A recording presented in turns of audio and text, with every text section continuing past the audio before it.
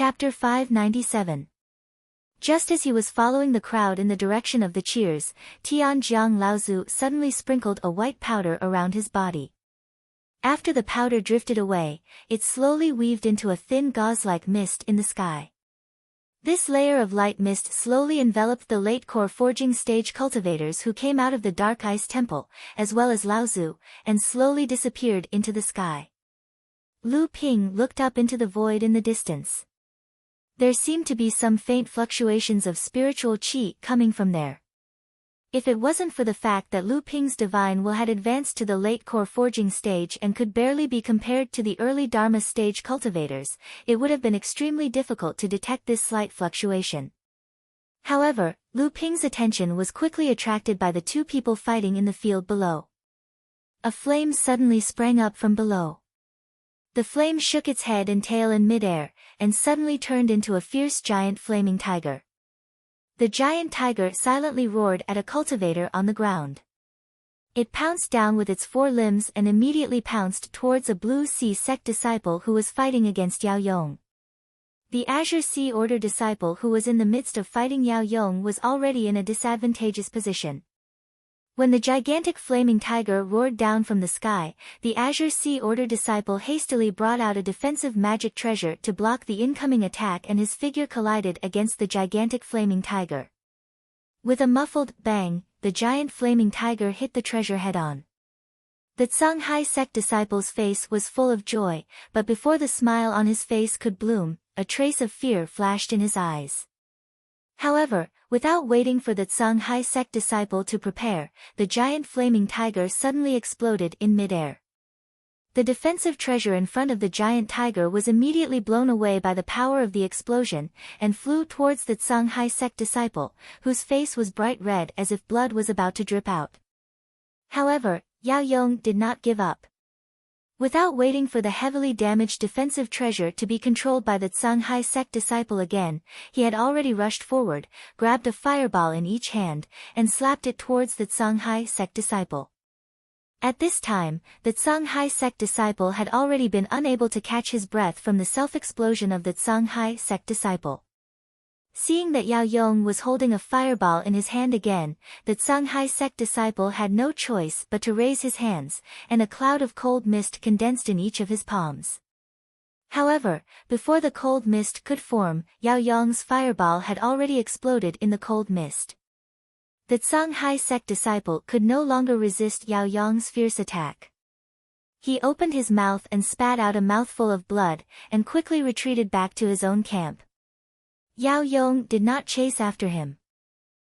Instead, he stood in the middle of the field and laughed loudly, saying, "Previously, your voice was quite loud, saying that you wanted to replace my ranking on the North Sea rookie list, but unfortunately, your strength is so weak that you can't even withstand one of my Flame Spirit Transformation's small sacred arts. Although the Tsunghai sect's two sects have merged into one and are known as the third largest sect in the North Sea, your disciples are only a so-so." Although the cultivators of the Tsunghai sect looked angry, the cultivator who was defeated by Yao Yong was on par with Yao Yong in terms of cultivation or cultivation age. However, he did not expect that the difference in strength would be so great that he was so easily beaten by Yao Yong to the point of vomiting blood and being seriously injured. Although the cultivators of the Tsunghai sect hated Yao Yong for spouting such arrogant words, there was nothing they could do. A few disciples of the Tsunghai sect advised a cultivator who was sitting cross-legged at the side, Senior Brother Shangwu, that, "Fire Tiger, Yao Yong is too arrogant." Senior Brother Shangbing was seriously injured in less than 10 moves by him. "I'm afraid only you, Senior Brother Shangwu, can defeat him now."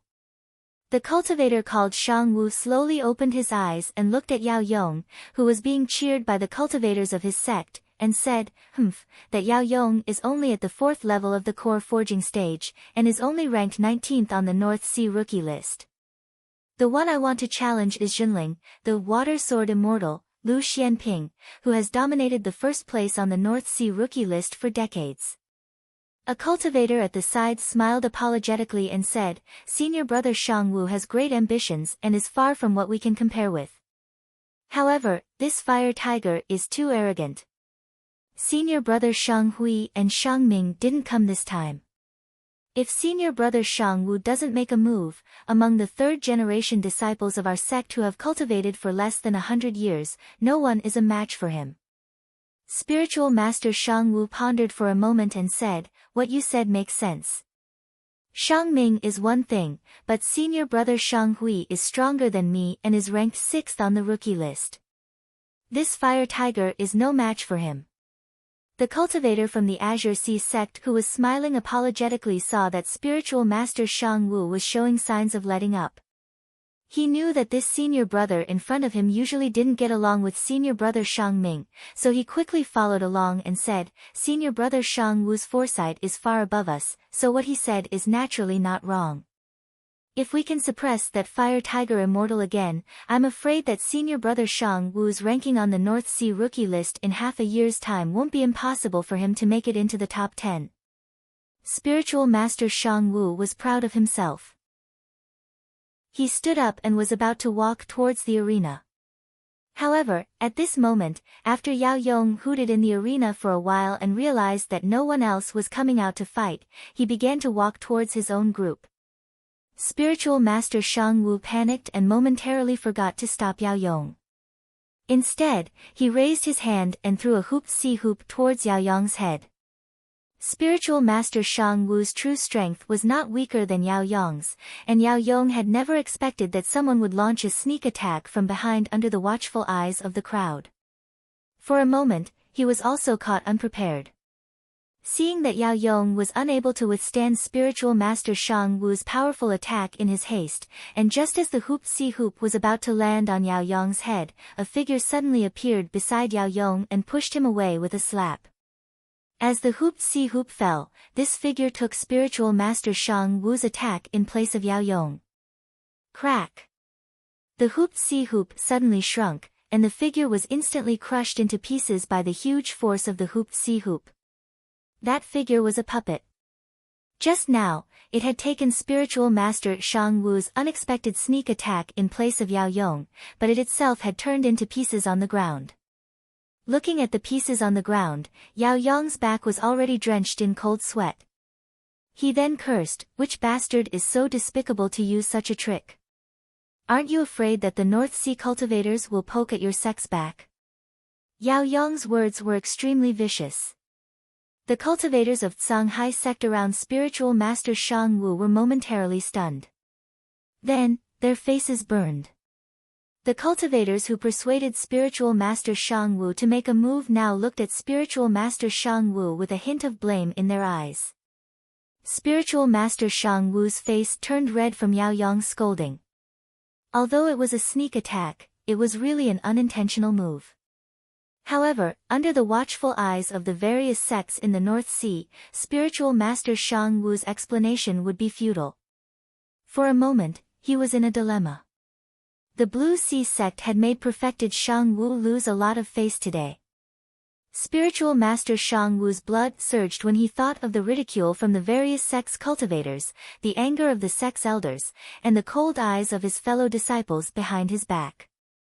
Yao Yong saw that in the Songhai sect's camp, the dozen or so third-generation disciples who were originally standing together had used an undetectable clever method to place themselves in a formation that did not leave their own camp but completely isolated Spiritual Master Shang Wu. Spiritual Master Shang Wu naturally noticed the actions of his fellow disciples. How could he not understand their intentions? He, who was already blaming himself, suffered another blow in his state of mind.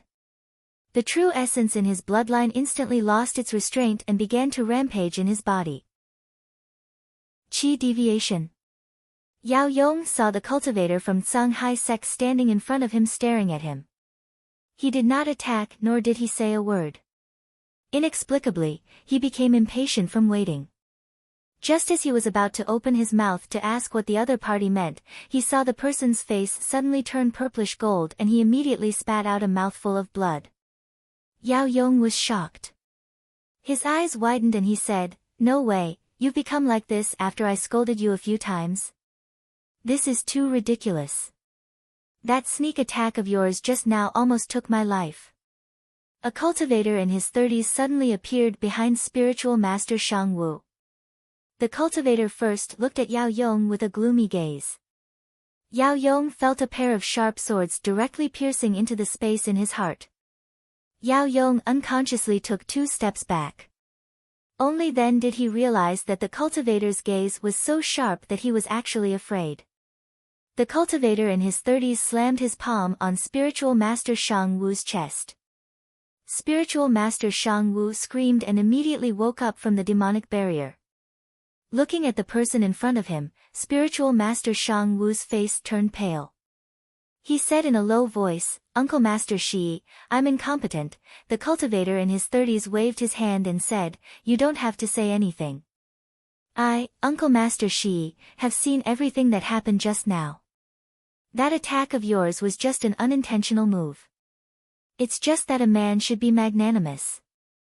What's done is done, and what's wrong is wrong. How can you let someone say that you've gone mad with just a few words and almost destroyed your cultivation? With such a poor mental state, how could the old man not be angry?" Spiritual master Shang Wu looked ashamed. The cultivator in his 30s waved his hand and said, "When you go back, go to the law enforcement hall to receive your 5 years of punishment. After that, go to Shishui Cliff to reflect on your past. If you have any problems with your cultivation in the future, you can ask me at Shi's cave." Spiritual master Shang Wu looked excited and quickly said, "Thank you, Uncle Master." When the surrounding Shanghai sect disciples heard that spiritual master Shang Wu was punished to go to Shishui Cliff to reflect on his mistakes, their faces showed envy. However, when they saw spiritual master Shi's gaze sweeping over, they all looked ashamed and lowered their heads, not daring to look at him. Spiritual master Shi turned to look at Yao Yong and suddenly smiled, "You're Chu Xuanqing's disciple." Yao Yong was previously frightened by Taoist master Shi Yi's gaze, and was secretly feeling that he had lost face. Hearing Taoist master Shi Yi's question, he immediately stood up straight and said, "Yes, may I ask who senior is? Are you acquainted with junior's master?" Spiritual master Shi smiled and said, "That's right, I didn't expect Chu Xuanqing to teach a disciple who might be above him in the future." When Yao Yong heard that the other party actually looked down on his teacher, spiritual master Chu Xuanqing was also a cultivator who was about to succeed, Yao Yong immediately said angrily, "Senior, you have a big tone. My teacher is now in seclusion, and when he comes out, he will be Dharma idol Laozu. I wonder what ability senior has." After a pause, Yao Yong blushed and said, "I wonder if senior dares to give me some advice?" Spiritual master Shi looked at the indignant Yao Yong and laughed involuntarily, "You really don't know the immensity of heaven and earth. You're really similar to Chu Xuanqing in the past, but you're far from qualified now." Yao Yong still wanted to say something, but his vision blurred and spiritual master Shi suddenly disappeared. In the void on Jinling's side, spiritual master Guo Xianshan said with a somewhat solemn expression, "Zhang Shi? I didn't expect him to also come." Lu Ping saw that many of the late core forging adepts around him had ugly expressions on their faces, so he asked, "Uncle Master, who is this Zhang Shi?" Spiritual master Guo Xianshan looked at Lu Ping and said, "This person is a peerless genius among the 2nd generation of the Shanghai sect. Back then, among the North Sea adepts of the same generation, this person was once on par with the North Sea Gemini. Later, I heard that he committed some kind of mistake and was suppressed by the East Pole Laozu. There hasn't been any news of him for decades. This time, he's already at the peak of the core forging stage, and he's only one step away from the Dharma stage." Lu Ping said disapprovingly, "Although this person is strong, he's too arrogant. Didn't Uncle Master also advance to the Dharma stage before him?" Spiritual Master Guo Xianshan shook his head and said, "It's not the same. Even though I'm stronger than him now, once this person advances to the Dharma stage, I'm afraid he'll be able to overpower me. In this confrontation between the two sides, Uncle Master, I'm a surprise weapon to be used against the opponent's Dharma adepts. However, with Zhang Shi here, whether it's the Xianling sect or our own sect, no core forging adepts are a match for him. This person has such strength.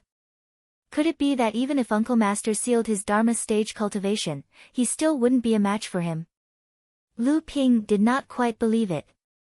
Spiritual Master Guoxianshan looked at Lu Ping and said, if Senior Tianlin had not advanced to the Dharma stage, he would definitely be able to overpower him.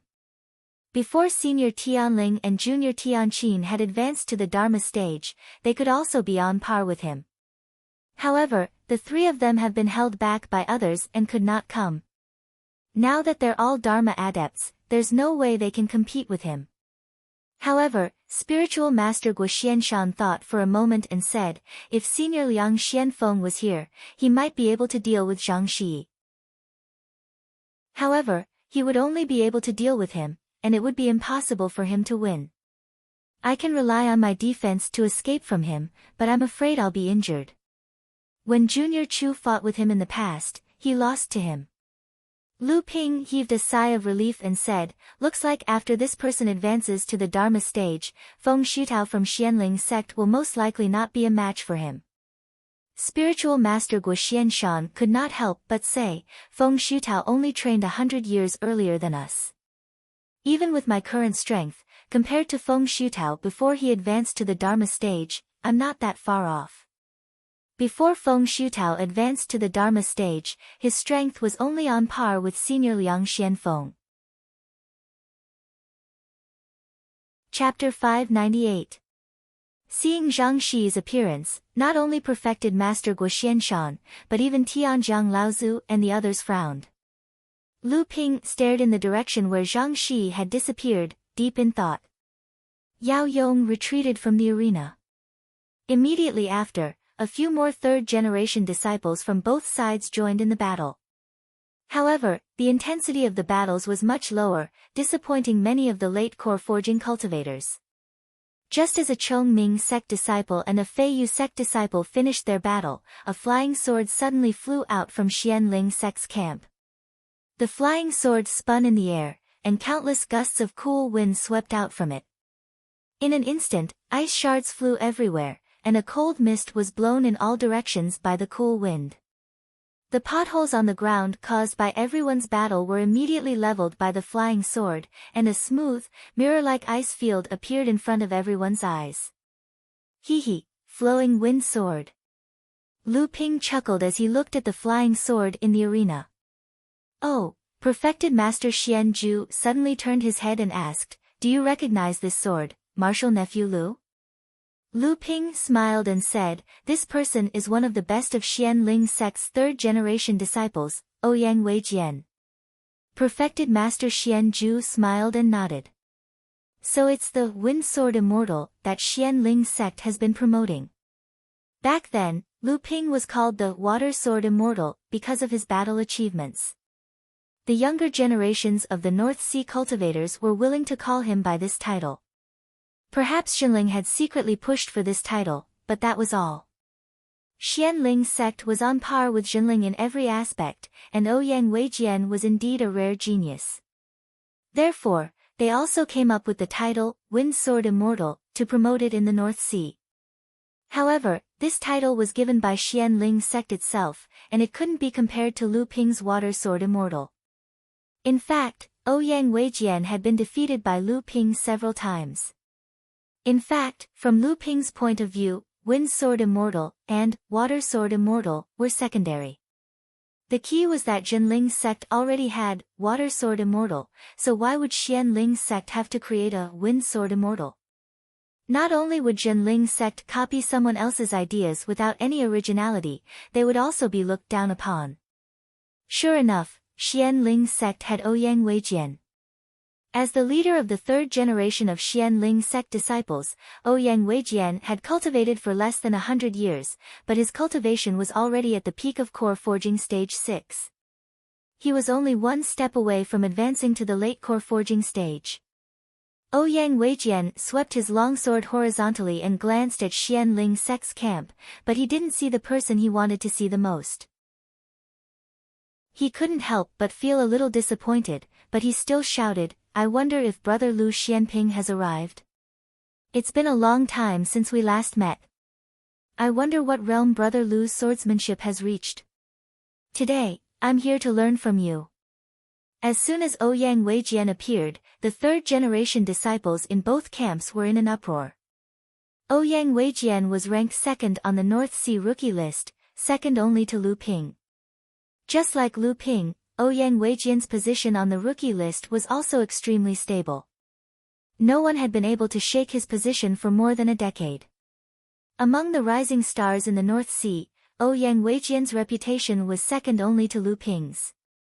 Coupled with Xian Ling Sek's deliberate promotion, Ouyang Weijian challenged many mid-stage core forging stage experts from various sects in the North Sea. He even challenged late-stage core forging stage cultivators several times. Although he didn't achieve the same result as Lu Ping, who killed a 7th-layer core forging stage demon cultivator with a cultivation of 5th-layer core forging stage, he was able to escape unscathed from a late-stage core forging stage cultivator regardless of the outcome. The Wind Sword Immortal challenging the Water Sword Immortal was something that the third-generation disciples were very interested in. All along, the Water Sword Immortal, Lu Ping, had been a lofty existence in the rookie list. Cultivators like Canghai Sek's perfected Shangwu who wanted to challenge Lu Ping were undoubtedly ridiculous in the eyes of the cultivators in the top 10 of the rookie list. It wasn't impossible to challenge Lu Xianping, but one had to have the strength to challenge a late-stage core forging stage cultivator first. In the North Sea's rookie list, the only one who could challenge Lu Xianping was Ouyang Weijian. Ouyang Weijian was very disappointed when he didn't see Lu Ping in Jinling's group. He smiled and said, "What a pity. I thought I could have a chance to spar with Brother Lu's swordsmanship, but it seems I won't have the chance. It's a pity that other than Brother Lu, no one in Jinling is worthy to spar with me." In the void above Jinling's group, not only the late-stage core forging stage second-generation disciples, but even Xian Hui, Xian Zhu, and the other late-stage core forging stage third-generation disciples also looked at Lu Ping. Unexpectedly, Lu Ping just smiled and acted as if he didn't hear Ouyang Weijian's provocation. Xian Zhu Daoist couldn't help but say, "This Ouyang Weijian is too arrogant. He really thinks he's a sword immortal. Junior Brother Lu, are you going to let this Ouyang Weijian continue to be so arrogant?" Lu Ping looked at Xian Zhu Daoist and couldn't help but laugh. He shook his head and said, "It's not worth it." Xian Zhu Daoist was stunned. He didn't know what Lu Ping meant. However, the other late-stage core forging stage cultivators looked a little disappointed. Only the 4 Laozu and Daoist Guoxianshan, whose cultivation was sealed, knew what Lu Ping meant by, "It's not worth it." Before Lu Ping advanced to the late-stage core forging stage, his cultivation had always been lower than Lu Ping's. At that time, he was already not Lu Ping's opponent. Now that Lu Ping's cultivation had surpassed Ouyang Weijian and advanced to the late-stage core forging stage, Ouyang Weijian was no longer qualified to be called an opponent in Lu Ping's eyes. When Lu Ping came to Frost Island, many cultivators in Jinling had seen it. Although they didn't know why Lu Ping didn't come out to fight, Ouyang Weijian's repeated provocations had long since aroused the indignation of the cultivators in Jinling. Ji Xianxian jumped out from Jinling's group, pointed at Ouyang Weijian and said, "Ouyang Weijian, you sure talk big. As far as I know, you've lost to Senior Brother Lu more than once. Now, you're shamelessly boasting that no one in the same generation can spar with you. May I ask Brother Ouyang, do you know what shame is?" Ji Xianxian usually looked obedient and quiet, but when he flew into a rage, his mouth was never ambiguous when it came to insulting others. These insults that seemed to expose one's past immediately angered Ouyang Weijian. Back then, during Laozu Lu Tianling's Dharma Manifestation Assembly, Ouyang Weijian, who had advanced to the mid-stage core forging stage, was defeated by Lu Ping, who had merely reached the 3rd level of core forging stage. Although Ouyang Weijian's previous words were meant to provoke Lu Ping, they were still arrogant words. Ji Xianxian was delighted when he saw that his words had angered Ouyang Weijian to the point that his entire body was trembling. He continued to say, "With Senior Brother Lu's current cultivation, I'm afraid it's beneath him to fight you. If you continue to provoke me, then I'll reluctantly fight you." Ouyang Weijian laughed out of extreme anger and said, Ji Xianxian, you sure have a good plan. Do you think you can take advantage of me by angering me? Then I'm afraid I'll have to disappoint you. Ouyang Weijian, might not have improved in challenging the experts of the Northern Sea in these past few decades, but it hasn't reached the point where I'll lose my reason with just a few words from you. Ji Xuanchuan's heart sank, yet he still said, it's not the first time we've fought.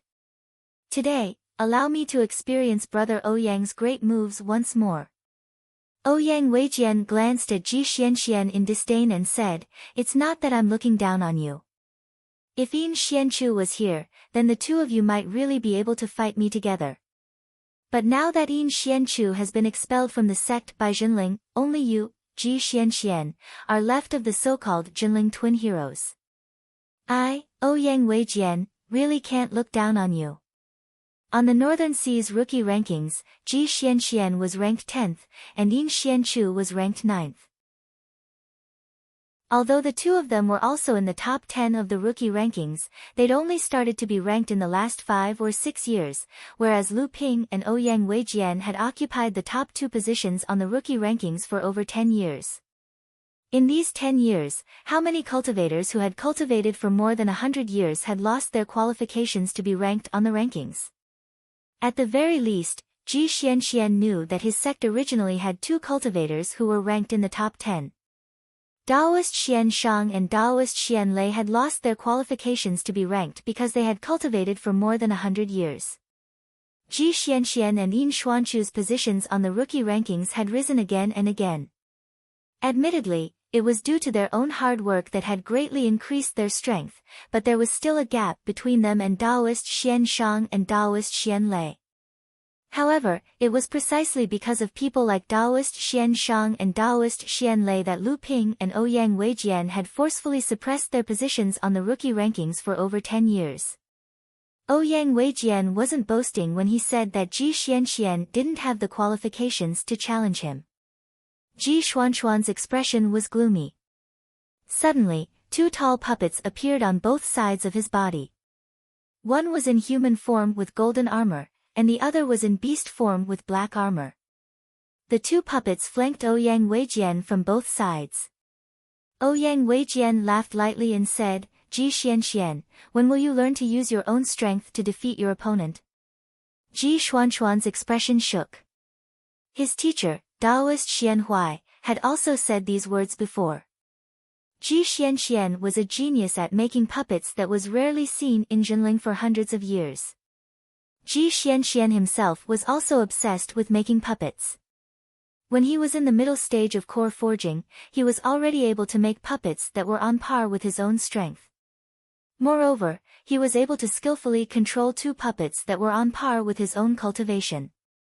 This also caused Ji Xuanchuan's strength to always be at the top amongst cultivators of the same level. However, there was one day when Daoist Xian Huai looked at Ji Xianxian and could not help but advise him, although puppets are sharp weapons in battle, they are still external objects in the end. True experts still rely on themselves to gain a foothold in the world. You're so obsessed with puppets and blindly use them as your ability to survive. In the end, you won't be able to compete with the true experts of the cultivation world. Unfortunately, Ji Xianxian didn't listen to his teacher's kind words at all. Today, when he heard Ouyang Weijian say words that were similar to his teacher's, Ji Xuanchuan's heart was immediately thrown into chaos. Sometimes, what people could truly listen to and believe without a shred of doubt was the words of their opponents. With Ouyang Weijian's eyesight, he saw that the 2 puppets that were flanking him suddenly stopped midway for no reason at all. This flaw was immediately seized by Ouyang Weijian. The flowing wind sword turned into a real flowing wind and disappeared in front of Ouyang Weijian in an instant. Chapter 599. In a battle between experts, everything was decided by the slightest hair. Ouyang Weijian had accurately pointed out the biggest flaw in Ji Xuanchuan's cultivation, causing him to feel as if he had been struck by lightning. Ouyang Weijian took the opportunity to turn the flowing wind sword into a flowing wind, and when it appeared again, it was already in front of Ji Xuanxuan's chest. Ji Xianxian turned pale with fright, and a huge shield immediately appeared in front of him, shielding his entire body behind it. Ding! A crisp sound rang out. Although the flowing wind sword was only a slender flying sword, the force on the sword caused Ji Xuanxuan's body to sway uncontrollably. The two puppets on his left and right were also affected by this, causing them to stumble. Ji Xuanxuan's strength was originally inferior to Ouyang Weijian's, and now that he had lost the initiative, he was immediately suppressed by Ouyang Weijian. Fortunately, Ji Xuanxuan's strength had increased over the years, and with his cultivation at the 5th level of core forging, Ouyang Weijian wouldn't be able to completely defeat him in a short period of time. Even so, the cultivators in both camps could see that Ji Xuanxuan's defeat was only a matter of time. Lu Ping frowned as he watched the battle between Ouyang Weijian and Ji Xianxian below. At this moment, although Ji Xuanxuan's cultivation had already advanced to the 5th level of core forging, from the aura around him, it was obvious that he hadn't advanced for long. Ji Xianxian and Yin Xuanqu's cultivation had always been similar, but in the past few years, Yin Xuanqu's growth in strength in the Eastern Sea had far surpassed Ji Xuanxuan's. Ji Xianxian, on the other hand, was clearly somewhat infatuated with the creation of puppets, and didn't attach much importance to the growth of his own strength. However, this was more or less the tradition of the puppet pavilion. During the early stages of cultivation, the strength of the cultivators of the puppet pavilion increased extremely quickly due to the use of puppets. Often, they could rely on the strength of puppets to jump ranks and challenge opponents. It was precisely because of this that the cultivators of the puppet pavilion were infatuated with refining even more powerful puppets, neglecting that the growth of one's own cultivation was the foundation for a cultivator to gain a foothold in the cultivation world. With the growth of a cultivator's cultivation base, a cultivator's strength would become more reliant on their mastery of magic techniques and life-bound magic treasures.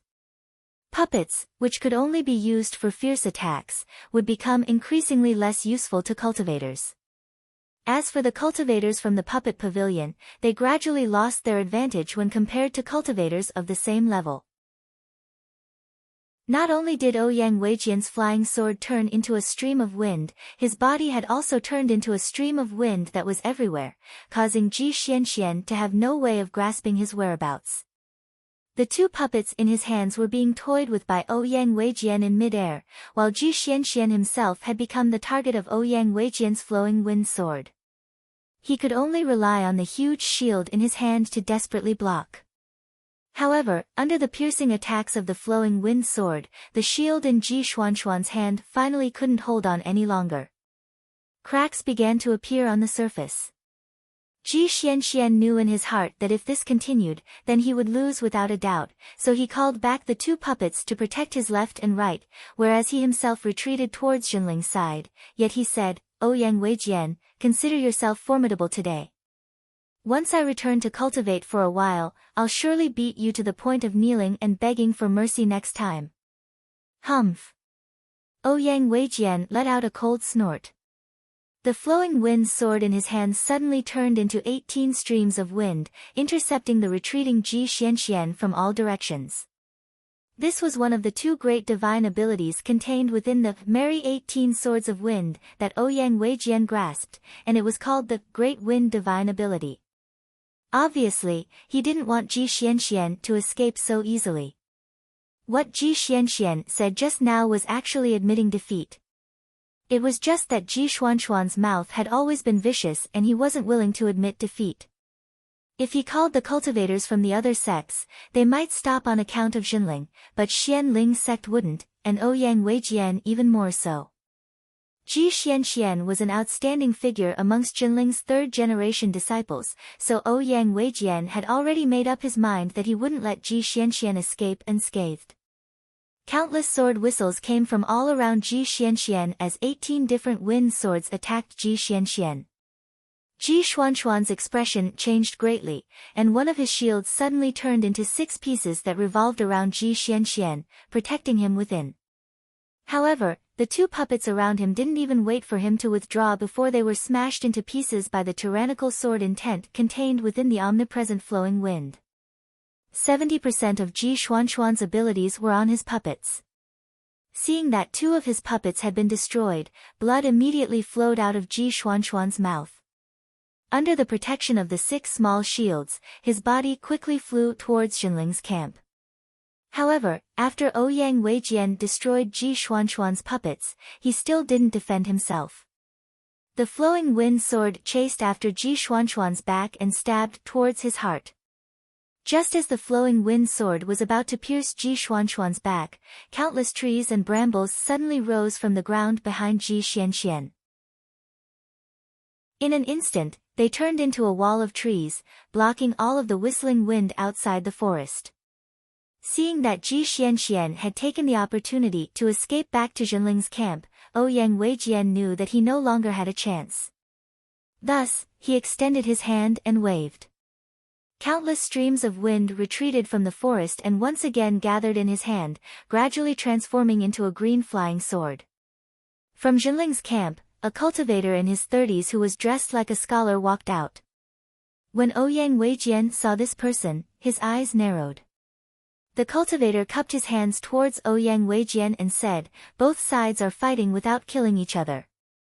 My junior brother Ji has already admitted defeat, yet you are still chasing after him. Clearly, you want to kill my junior brother Ji. I am untalented. Although I am still a third-generation disciple, I have cultivated nearly 100 years more than spiritual master Ouyang. I would like to shamelessly seek guidance from spiritual master Ouyang. I hope that you will not be stingy with your guidance." Ouyang Weijian looked at the person in front of him. He could feel that although this person's cultivation level was the same as his, the person's true essence was incomparably thick. It was obvious that he was Jinling, a cultivator who had been stuck at the 6th layer of the core forging realm and had yet to break through. There were a few cultivators like this in Xianling sect, but most of them were like this cultivator in front of him because they wanted to find a high-grade and more suitable heaven and earth spirit treasure to help them advance to the late core forging realm in preparation for advancing to the transcendence realm in the future. These cultivators didn't do so because they were weak. On the contrary, these cultivators didn't hesitate to lower their cultivation speed for their future achievements. After enduring for decades, their foundation was unfathomable, and Ouyang Weijian had no choice but to treat them with caution. At this time, a cultivator from Xianling sect who already knew this person told Ouyang Weijian about his background. Ouyang Weijian's heart trembled, but he still smiled and said, "I was wondering who it was. So it's Jiang Tianlin, Laozu's eldest disciple, spiritual master Xiantian." Spiritual master Xiantian. 100 years ago, he was also an all-powerful figure on the North Sea's rookie list. He was also one of the top 10 on the rookie list. However, back then, the rookie list wasn't as competitive as it was now. The top 25 cultivators on the list were all in the mid-core forging realm. This was something that wouldn't have happened in Spiritual Master Xuantian's time. Spiritual Master Xiantian smiled faintly. Although he thought that his cultivation level was only on par with Ouyang Weijian's, he had accumulated more than 100 years of cultivation. Even if he defeated Ouyang Weijian, he would still lose face. It was just that today, he heard that junior brother Lu Xianping had arrived, but he still hadn't shown up. Under such circumstances, the only people who could be on par with Ouyang Weijian were the few third-generation disciples who had delayed advancing to the late core forging realm because they were waiting for a suitable heaven and earth spirit treasure. Just as spiritual master Xiantian was about to attack, he suddenly heard a sigh coming from the sky. Spiritual master Xuantian's face lit up. He smiled at Ouyang Weijian and retreated. Ouyang Weijian remembered the person who sighed. He looked up at the sky and coldly said, "So brother Lu has arrived long ago. Why didn't you show up? Why did you watch your junior brother be defeated by me?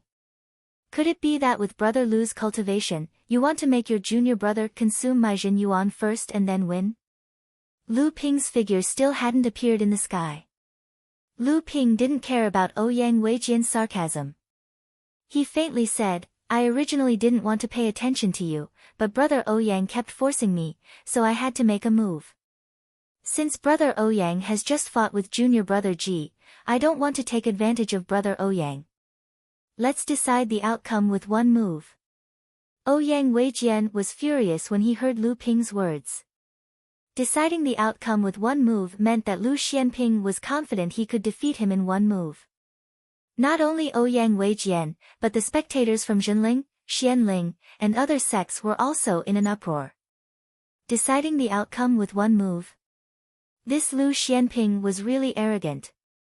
Ouyang Weijian was already arrogant, but now someone even more arrogant had appeared.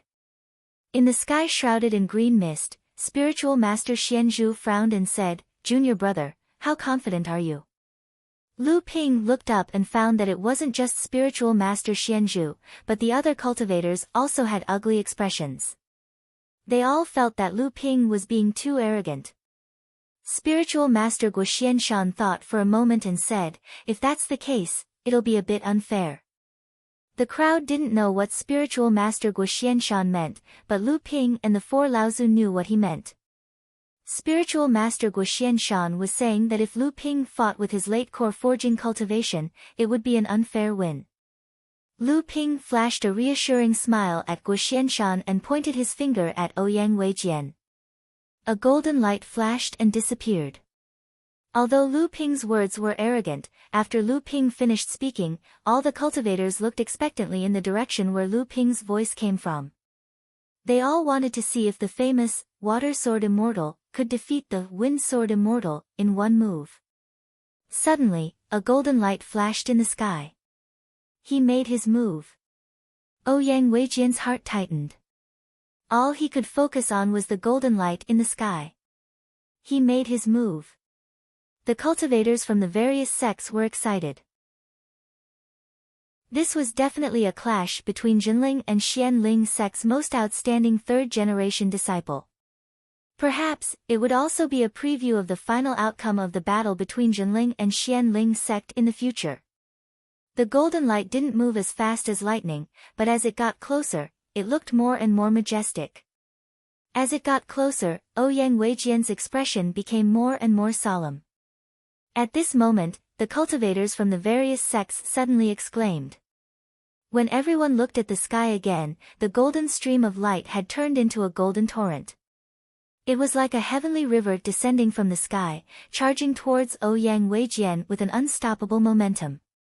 Ouyang Weijian's countenance changed slightly. He saw the loud sound of flowing water slapping against the reefs suddenly ring out in the golden sky.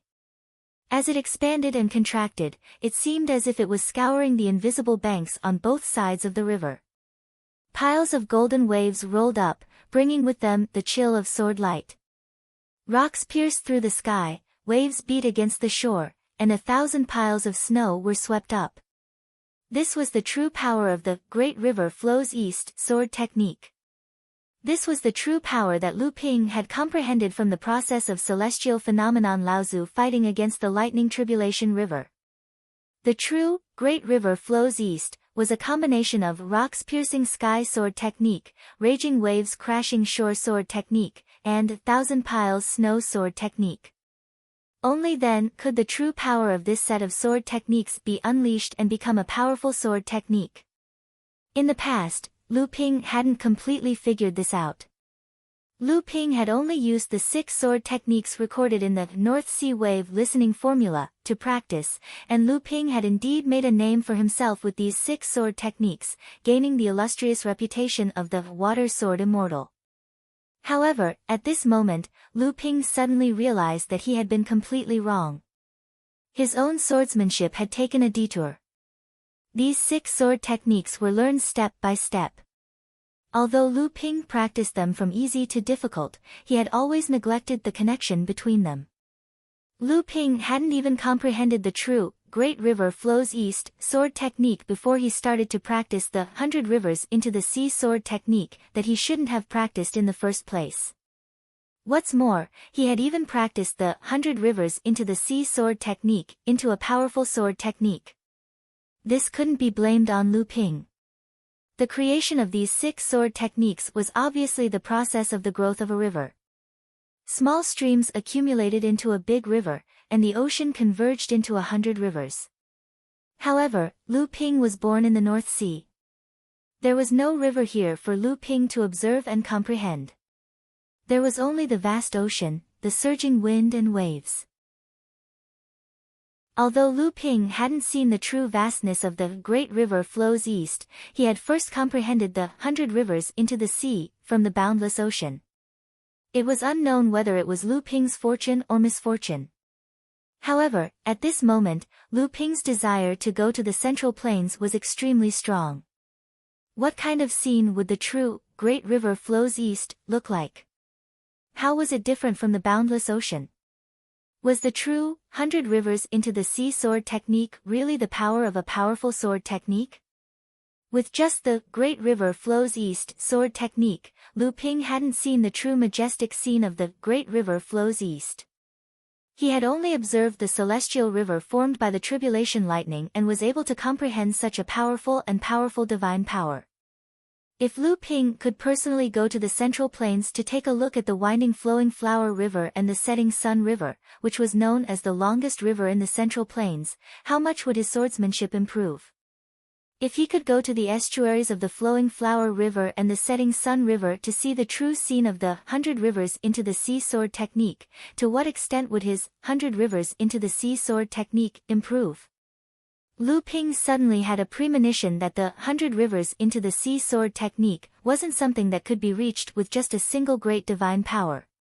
A muffled groan suddenly came from below, interrupting Lu Ping's thoughts.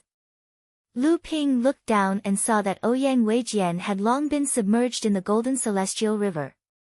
A strange smile appeared on Lu Ping's face. Under the shocked gazes of Taoist Xian Zhu and even Taoist Guoxian Shan, he waved his hand and dissipated the golden celestial river.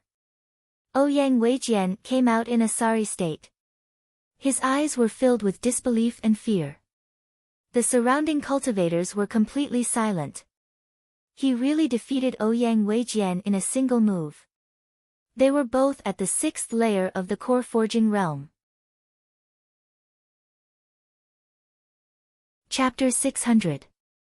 The water sword immortal Lu Xuanping's shocking sword had ended the battle between the 3rd-generation disciples of both sections. With such a precious gem right in front of them, anyone else's battle would be nothing more than broken bricks and broken tiles. Even if someone was thick-skinned enough to challenge them, no one would be in the mood to watch. Everyone was thinking about the same question.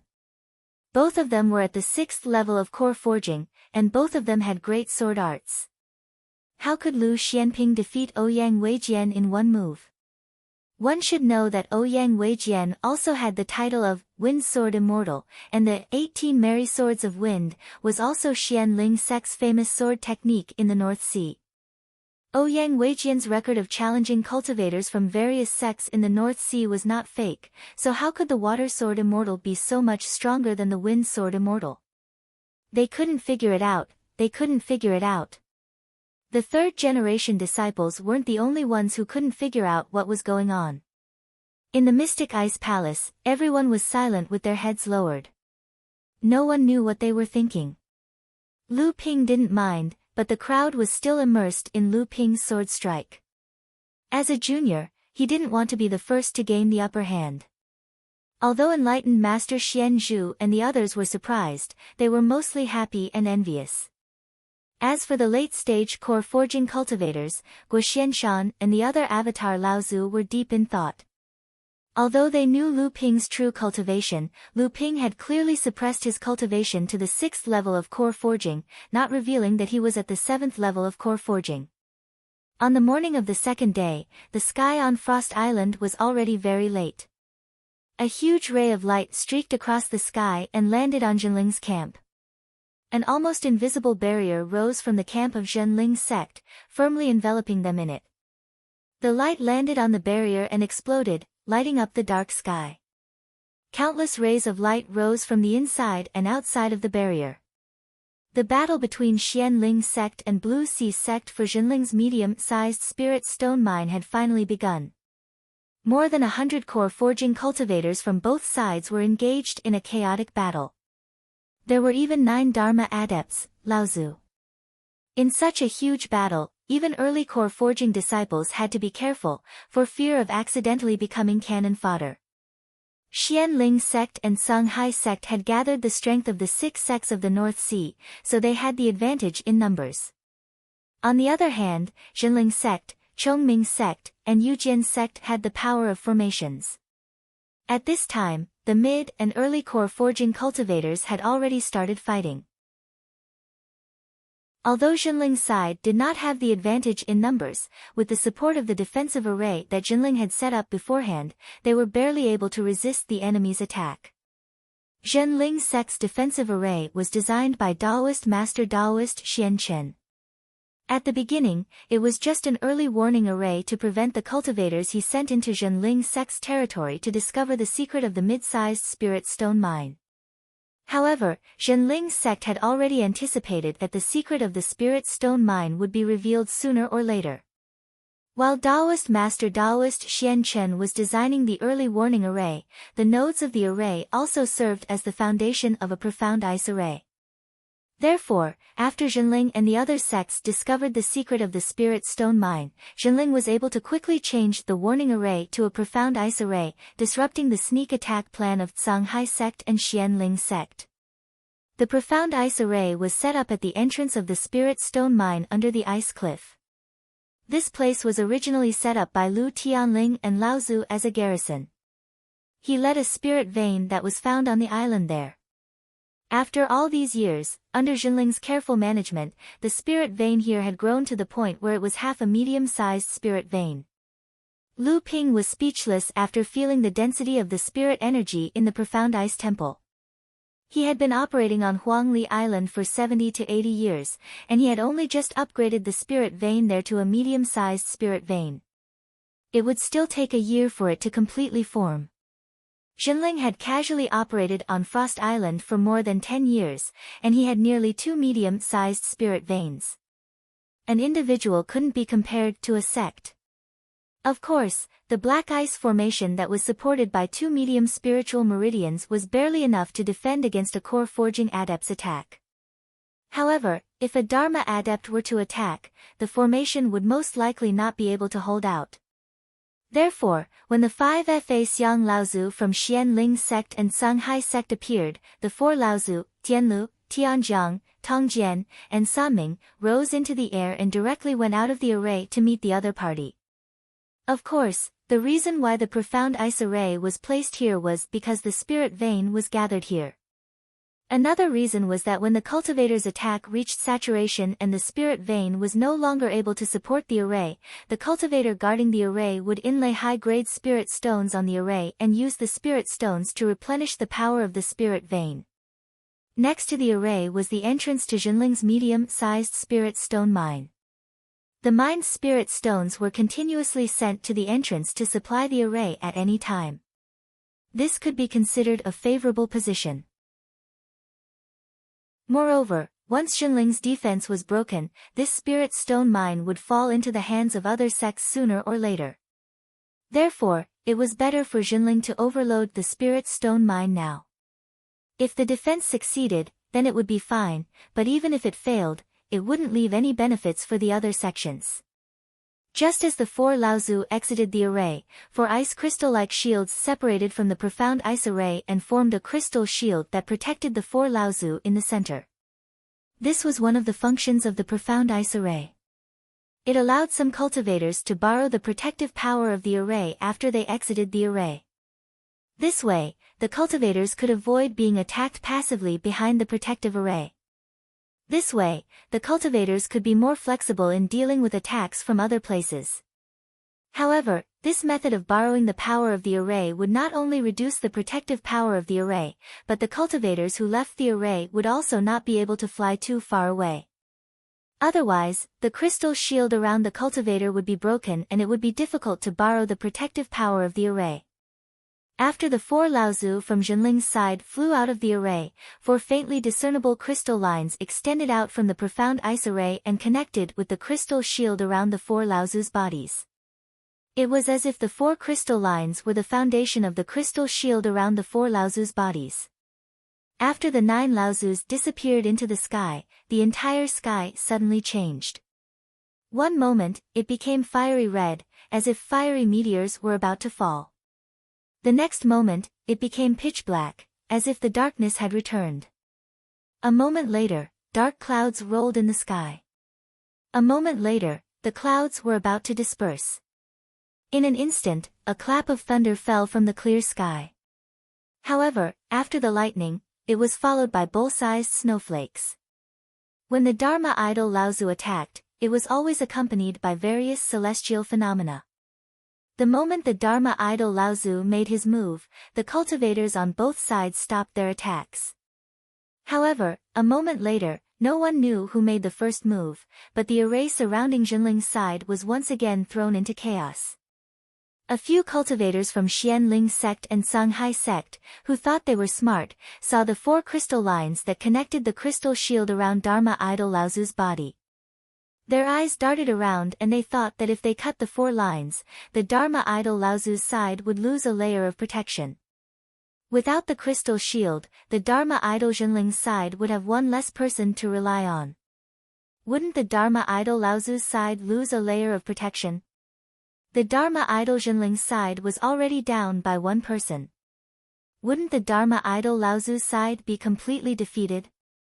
At that time, wouldn't they have made a great contribution?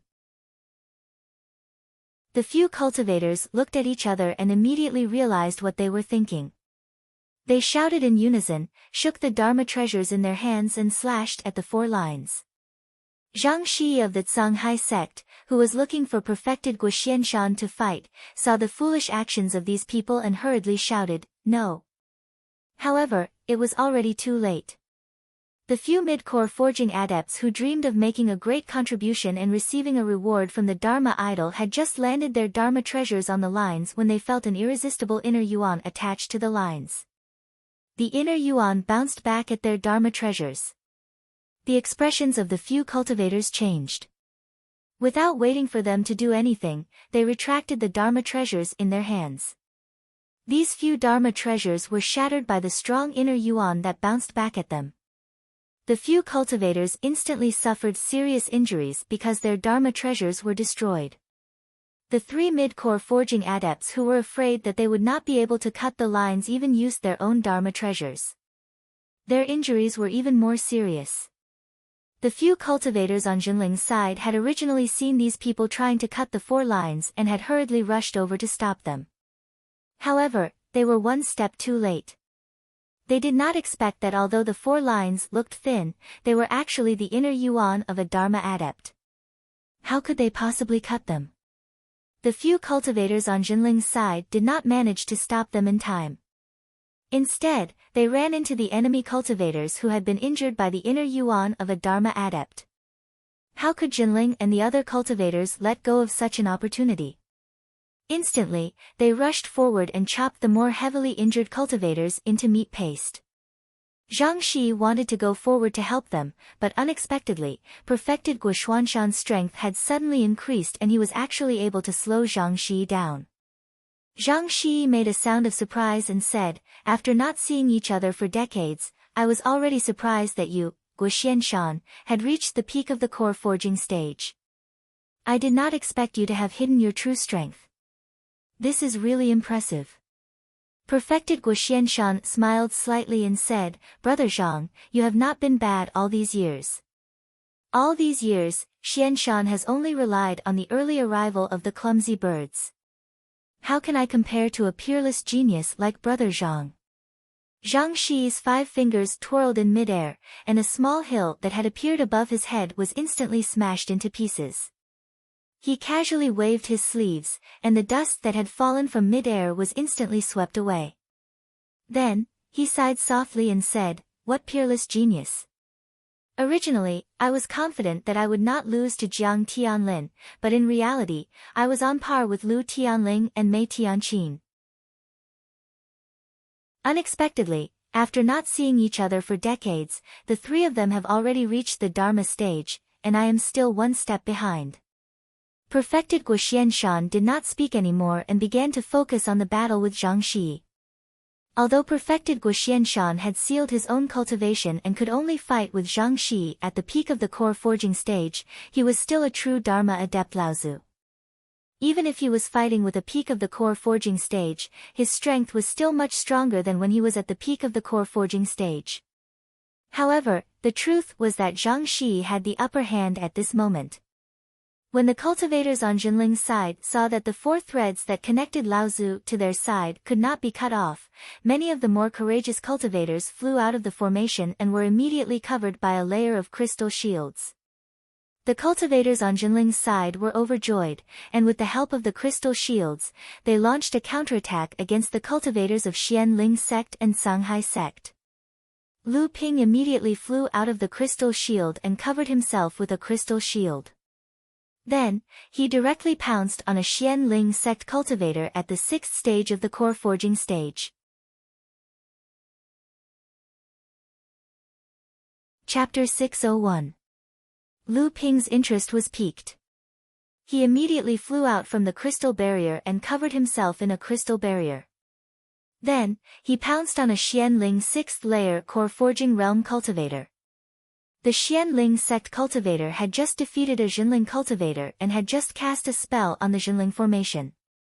Just as he was about to cast a second spell, he sensed that someone was charging at him. The Xianling cultivators hurriedly cast out their mystic treasures and prepared to fight the newcomer.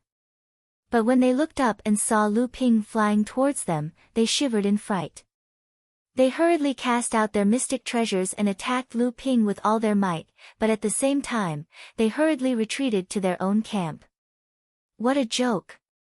Fighting someone who could defeat Ouyang Weijian in one move, isn't that courting death? Lu Ping slashed the flying Dharma treasure away with his sword, and the fleeing cultivator's body swayed. Even if this Dharma treasure wasn't his natal Dharma treasure, it must have been refined for a long time. However, the cultivator still didn't dare to stop. He didn't even have time to retrieve the Dharma treasure that Lu Ping slashed away. He flew straight towards his own camp. Lu Ping seemed to suddenly remember something. With a flash of light, a small boat suddenly appeared under his feet. Then, with a flash of light, Lu Ping appeared behind the Crystal Palace cultivator. The fleeing cultivator suddenly felt a cold wind blowing at his back. Turning his head, he saw nothing but golden light. The cultivator only had enough time to close his eyes. After that, he did not open them again. The golden scale sword flicked the cultivator's storage Dharma treasure into Lu Ping's hand. Then, he heard a shout from the side. "Arrogant brat, let me fight you." When Lu Ping turned around, a 7th stage core forging sect cultivator from Songhai sect flew to Lu Ping's side with a sinister smile. Lu Ping narrowed his eyes. This person had a good plan. Not only did he target Lu Ping's 6th stage core forging realm cultivation, but before he shouted, he had already pounced towards Lu Ping. When Lu Ping turned around, the Dharma treasure in his hand was already inches away from Lu Ping. In the friar's view, Lu Ping couldn't escape. As long as he killed this person, it didn't matter if he was bullying the weak. Don't forget that this person had once killed a 7th stage core forging realm cultivator. Although the friar was a 2nd-generation disciple of the Songhai sect, it wasn't too much for him to make a move now. However, the Songhai sect cultivator saw Lu Ping's contemptuous smile. His heart sank, but his expression became colder. The flying shuttle that was about to pierce Lu Ping's body suddenly accelerated and went straight towards Lu Ping's core space. Lu Ping's divine sense was tyrannical. How could this Songhai sect cultivator's sneak attack escape his detection? However, even though Lu Ping had the protection of the crystal array formation, it wasn't to the point where it would waste the spiritual power of the array formation to be attacked wantonly. A golden light flashed in an instant, and the golden scale sword, which was launched later, arrived first. The sword slashed at the tail of the flying shuttle, immediately deviating the flying shuttle's piercing direction. The flying shuttle evaded Lu Ping and directly pierced towards a Ling Gu sect disciple in the distance. The Songhai sect cultivator was startled and hurriedly used his divine sense to recall his flying shuttle. However, just as his divine sense spread out, he suddenly felt as if he had suddenly hit an iron wall. Lu Ping's divine sense was like a hammer that fiercely struck the Songhai sect cultivator's divine sense. Just as the Songhai sect cultivator was dizzy from Lu Ping's divine sense attack, he vaguely saw a blue brilliance suddenly flash in front of him. Then, the cultivator suddenly felt like he had become a deflated balloon.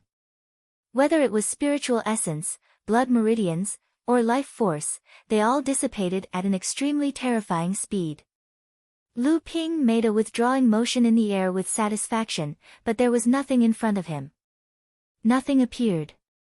Although everyone had heard that Jinling's water sword immortal had once killed a demon cultivator who had just advanced to the 7th core forging realm with a cultivation of the 5th core forging realm, most people didn't believe it at first.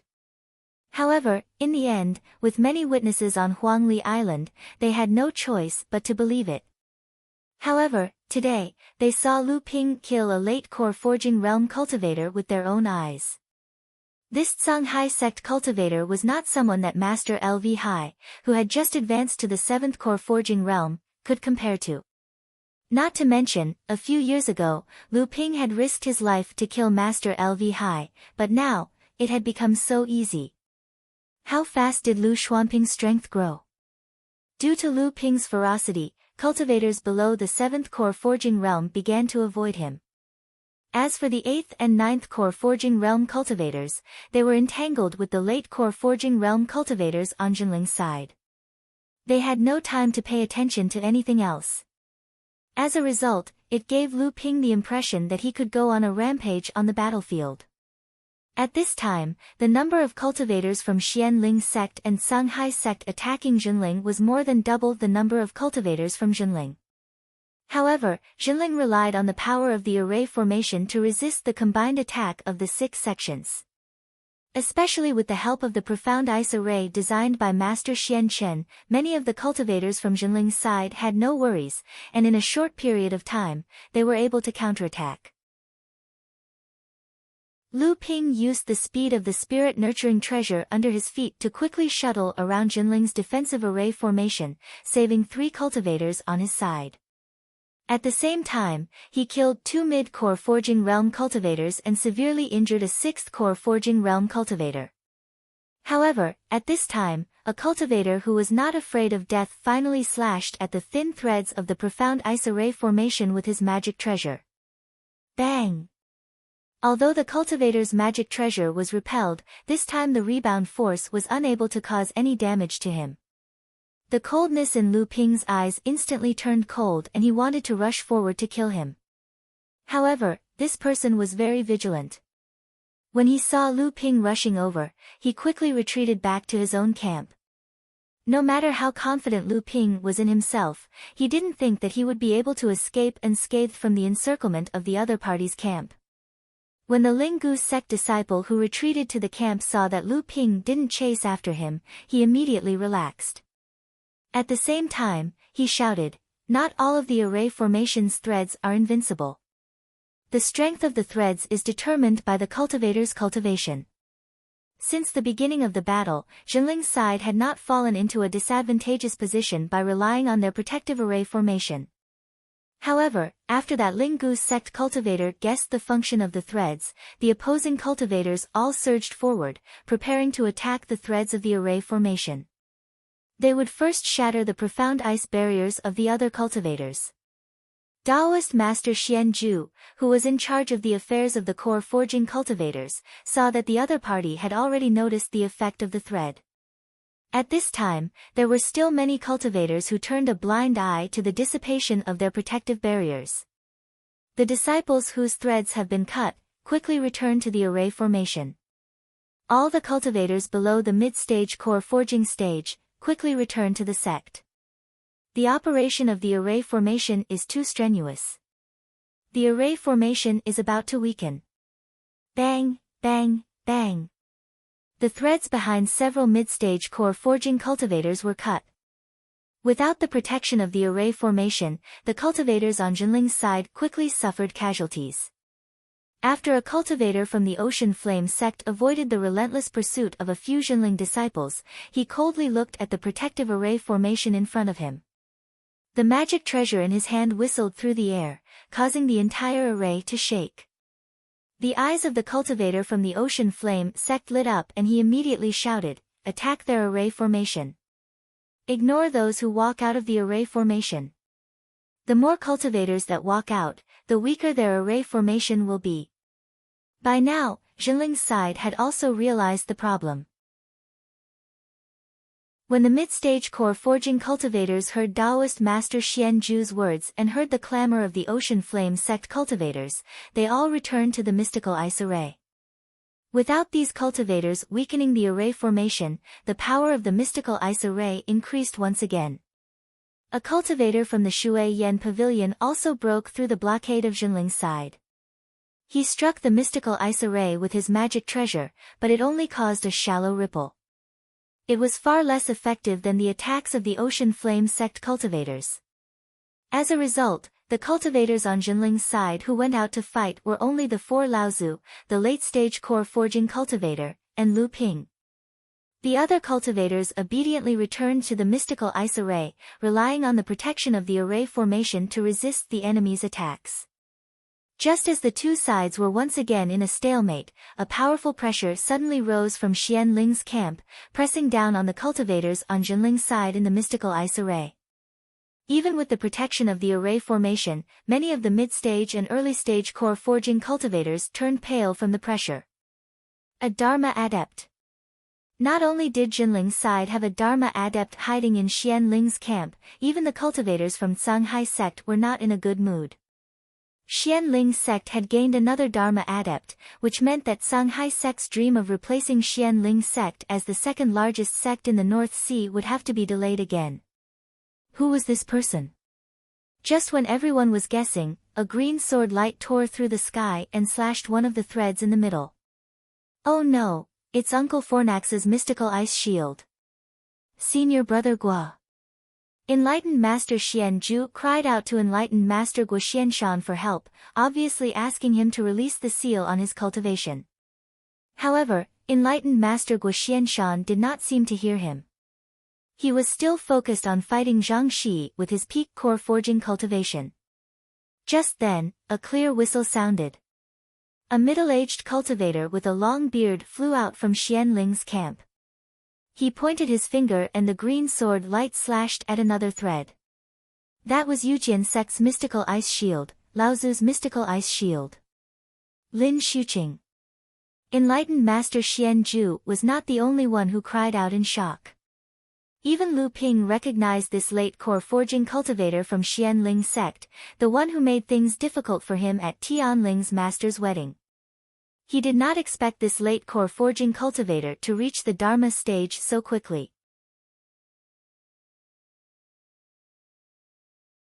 Chapter 602. Lin Xuqing had already reached the Dharma stage, and Xian Ling sect now had 7 Dharma adepts, Laozu. The moment Lin Xuqing appeared, the Xian Ling sect cultivators cheered and their morale soared. On the other hand, the cultivators on Jinling's side were filled with despair. Under these circumstances, the appearance of a Dharma adept Laozu in a local camp meant something that all the core forging cultivators knew very well. Just as Lin Xuqing's green flying sword was about to slash at the thread connecting Laozu's profound ice shield, perfected Master Guo Xianshan, who was fighting Zhang Shi, suddenly released an aura that was even stronger than Lin Xuqing's. Dharma Adept. Our sect has also hidden a Dharma Adept. Jinling's fall caused him to climb to the highest peak. This time, Guo Tianshan Laozu no longer hid his cultivation base. He pushed his palms towards Zhang Shi, and each of his palms turned into a small mountain that slammed towards Zhang Shi. After unleashing this attack on Zhang Shi, a Dharma treasure the size of a mountain suddenly rose above Guo Tianshan Laozu's head and collided with Lin Xuqing's green flying sword. So even you have reached the Dharma stage? Zhang Shi let out a strange cry. It was hard to tell if his voice was filled with disappointment or envy, but he didn't dare to slow down. Even though he was facing a Dharma adept Laozu's attack, Zhang Shi wasn't afraid at all. Suddenly, a pair of Dharma treasures that looked like knives and swords appeared in his hands. Zhang Shi threw the two Dharma treasures into the air. Immediately, the two mountains formed from Guo Tianshan Laozu's inner yuan danced rapidly in the air. Seeing but not seeing was exasperating, hearing but not hearing was exasperating. The two rapidly dancing blades did not make any sound, nor did any divine power come from the two blades. However, every time the blades moved, a ridge would be cut off from the two mountains. As the blades moved faster and faster, more and more ridge was cut off from the mountain, and the two mountains shrank rapidly. However, these two mountain peaks were, after all, spells cast by Fa Xiang Laozu. Although Zhang Shi's cultivation was second to none in the core forging stage, as the mountain continued to shrink, it became more and more difficult for the two sharp blades to cut through the mountain peaks. Lin Shuqing's green flying sword was hit by the flying peak, a spirit-nurturing magic treasure of Guo Tianshan Laozu. It hurriedly used the flying sword's agility to dodge. However, the flying peak had already condensed a second spirit-nurturing magic treasure.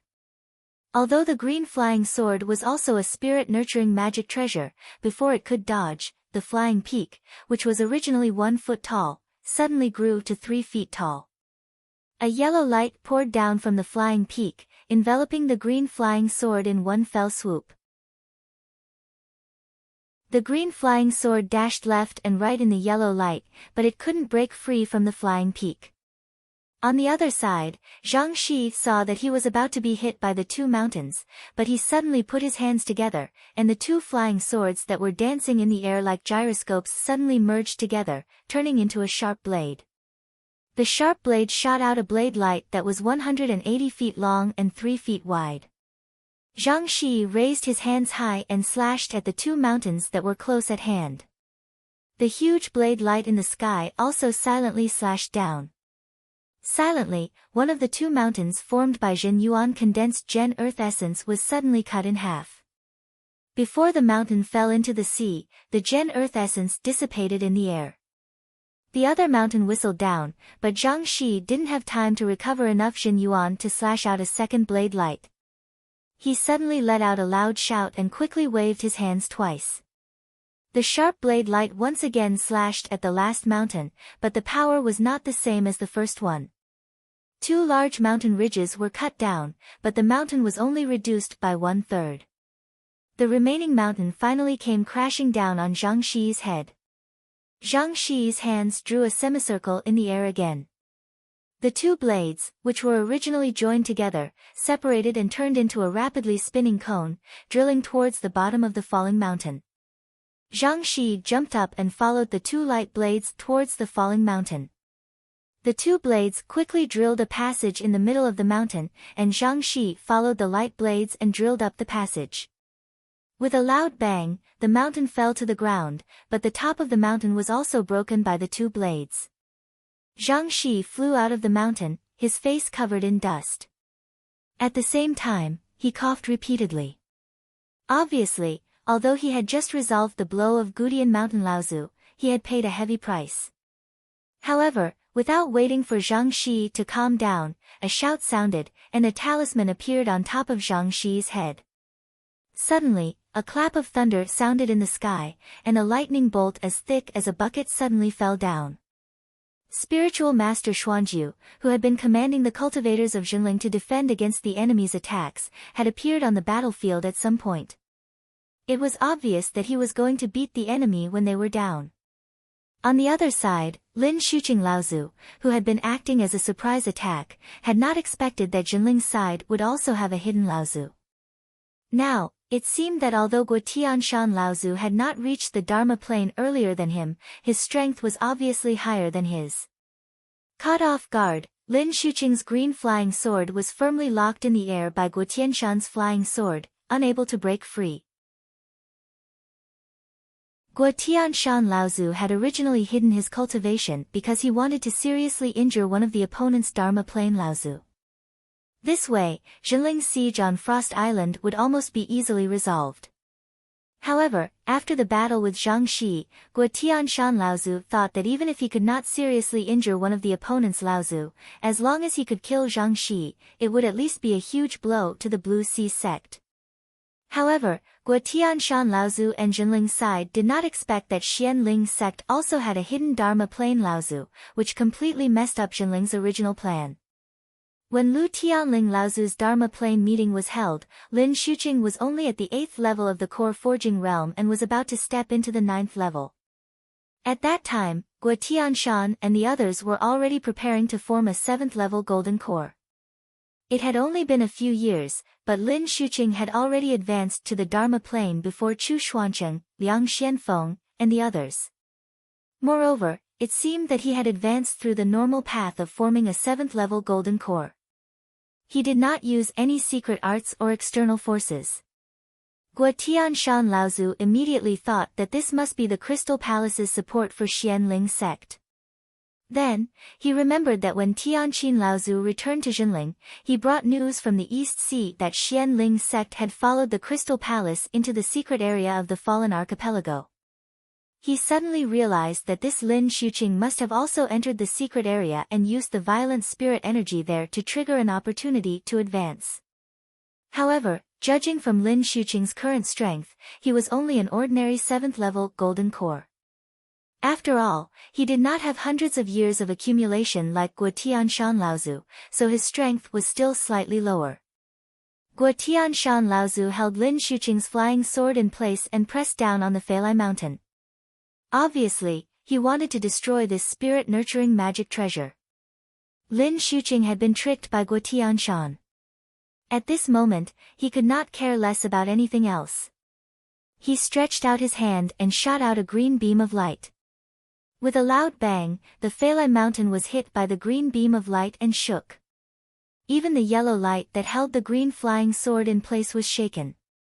Lin Xuqing was overjoyed. He hurriedly shook the flying sword, trying to break free from the Feilai mountain's suppression.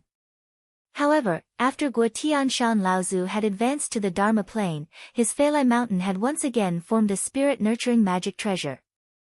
In terms of quality, it was a level higher than the green flying sword. Even though it was hit by the green beam of light, the green flying sword still could not break free from the Feilai mountain's suppression. Lin Xuqing was about to shoot out another green beam of light, but he heard Guotianshan Laozu snort coldly. Guotianshan clenched his right hand into a fist and punched Lin Xuqing. A yellow inner yuan flew out of his right fist and formed a huge golden fist in mid-air, smashing towards Lin Xuqing's body. Mountain shaking fist. Lin Xuqing let out a strange cry and hit his chest with his right hand. A gust of green wind flowed out of his chest and turned into a huge dark green giant cicada in midair. The giant cicada flapped its wings and a piercing cry came from its body. It caused all the core forging cultivators within a 5-kilometer radius of the giant cicada to feel a stabbing pain in their heads. Guotianshan Laozu snorted coldly and formed a spell with his left and right hand. He shouted, "Go!" A yellow giant turtle suddenly appeared in front of Guotianshan Laozu. The giant turtle raised its head to the sky and let out a silent roar. It moved its 4 limbs and actually merged with Guotianshan Laozu's mountain-shaking fist. The green beam of light was released from Lin Xuqing's hand again. The giant cicada let out a clear cry and the beam of light turned into 9 beams of green light. The giant cicada merged with the beams of light and disappeared. The 9 beams of light were like 9 halos that surrounded Lin Xuqing. The mountain-shaking fist shattered 8 beams of light in a row, but it was barely blocked by the last beam of light. The giant yellow fist retracted and turned into a beam of light that pierced into Guotianshan Laozu's chest. Lin Xuqing's last ray of rainbow light also shattered into countless phosphorescent lights. After a green ray of light entered the core space, Lin Xuqing's face turned pale. Clearly, he had suffered a loss in the attack that had been infused with their respective Dharma idols. Guotianshan Laozu was about to take advantage of the situation and attack Lin Xuqing Laozu with one blow when a green beam of light suddenly fell from the sky. By the time Guo Tianshan Laozu noticed it, the beam of light had already joined forces with the green flying sword and overturned the Feilai Peak. The green flying sword took this opportunity to escape from the suppression of the Feilai Peak and return to Lin Xuqing Laozu's hand. Guo Tianshan Laozu snorted coldly. When he looked up, the sky had already turned into two colors. The green side had dyed 2/3 of the sky, while the remaining 1/3 was firmly guarding the remaining 1/3. The Feilai Peak crashed into the sky, and a pitch-black crack appeared. Guo Tianshan Laozu followed closely behind the Feilai Peak and disappeared. Lin Xuqing's pale face was filled with anger. The green flying sword cut through the air and disappeared.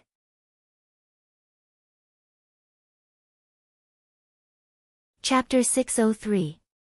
The disappearance of the two Dharma powers, Laozu, allowed the core forging stage cultivators on both sides to fight freely again. Xian Zhu Zhenren took the opportunity to sneak attack Zhang Shi. At first, she was quite embarrassed, but Xian Zhu Zhenren had just advanced to the 9th level core forging stage. Compared to Zhang Shi, who had condensed a high-grade golden core and accumulated hundreds of years of cultivation, she was still far inferior. Xian Zhu Zhenren did not expect Zhang Shi to be able to withstand a blow from a Dharma adept and not be seriously injured. Instead, it was just a large loss of vital energy. Although she had the upper hand because of the surprise attack at the beginning, as Zhang Shi withstood her continuous attacks, he began to slowly turn the situation around. Xian Zhu Zhenren soon fell into a disadvantage. Zhenling's side was originally at a disadvantage in terms of numbers. He was only relying on the Mystic Ice Array to resist the opponent's attack. Xian Zhu Zhenren was at a disadvantage in the battle with Zhang Shi. The other late core forging stage cultivators wanted to help, but they were entangled by the opponent's cultivators. Xian Zhu Zhenren could only barely resist Zhang Shi's attack. Boom! The Mystic Ice Array suddenly shook. Zhang Shi slowly withdrew his palm and blocked Xian Zhu Zhenren's attack. Daoist Xian Zhu, on the other hand, looked a little angry. Zhang Shi could actually find the time to attack Zhenling Sect's Profound Ice Grand Array while he was fighting with her. This made Daoist Xian Zhu feel like he had suffered a great humiliation. In fact, Daoist Master Xian Zhu was secretly bitter at this moment. This Zhang Shi is worthy of being a genius cultivator who was as famous as senior sister Tian Ling and the others in the past. Not only did he take a blow from senior brother Guo Tianshan, but he was also able to divert his attention to other things. Xian Zhu Zhenren knew that she was no match for Zhang Shi. But now, Zhenling was already struggling to deal with the opponent's attack. No one could help her. But if she let go and let Zhang Shi attack the Mystic Ice Array, it would be a disaster for Zhenling. Daoist Xian Zhu took out 9 talismans in a row. Driven by his own unique talisman secret technique, the power of each talisman was no weaker than a minor magical power. The 9 talismans flew towards Zhang Shi together, but Zhang Shi casually threw out a sharp blade and smashed the 9 talismans into pieces. Boom! Zhang Shi sent another palm strike towards the Profound Ice Array. Although the Profound Ice Array was mysterious, under the attack of a peak core forging cultivator like Zhang Shi, how long could it last? Originally, Xian Ling sect and Songhai sect had 2 hidden aces up their sleeves. One was naturally Lin Xuqing, who had been hidden, and the other was Zhang Shi. Unfortunately, Zhenling had also hidden Guo Tianshan, Laozu, so the main task of breaking Zhenling's Profound Ice Array fell on Zhang Shi. As long as Zhenling's Profound Ice Array was broken, then Xian Ling sect and Songhai sect's advantage in numbers would be fully exerted. By then, Zhenling would no longer be able to keep the Spirit Stone vein. As long as the North Sea sects successfully suppressed Zhenling this time, then the next step would be to suppress Zhenling repeatedly. They must stop Zhenling's rising momentum. Zhenling's rise was too fast. Guo Tianshan was already Zhenling's 10th Dharma adept, Laozu. If they didn't suppress Zhenling, it was highly possible that Zhenling's sect would become the next Fei Ling sect in the North Sea. Fortunately, although Jinling had many Dharma adepts, there were no peak Dharma adepts. Otherwise, Jinling's position in the North Sea would be even more stable. If that was the case, Zhanghai sect would probably have to be like Xianling sect and rely on the East Sea or other external forces. Zhang Shi resisted Xianju's spiritual master's crazy attacks while thinking about the situation in the North Sea. At the same time, he would occasionally take out his hands to attack Jinling's profound ice array. However, he didn't notice that one of Jinling's mid-core forging stage cultivators was already close to the battle between Zhang Shi and Xianju's spiritual master when he was chasing a mid-core forging stage cultivator from Linggu sect. At this time, Zhang Shi was getting more and more annoyed with Xianju's spiritual master's pestering. He didn't want to offend Jinling too much, but Xianju's spiritual master's persistent pestering had quickly worn out his patience. This couldn't go on like this. Zhang Shi had a feeling that all along, Jinling's arrangements in the North Sea couldn't be said to be flawless, but at least he hadn't suffered any major losses. This time, the various sects had joined forces to force Jinling, but now, other than Guo Tianshan, Jinling didn't seem to have any other backup. This was extremely abnormal in his opinion.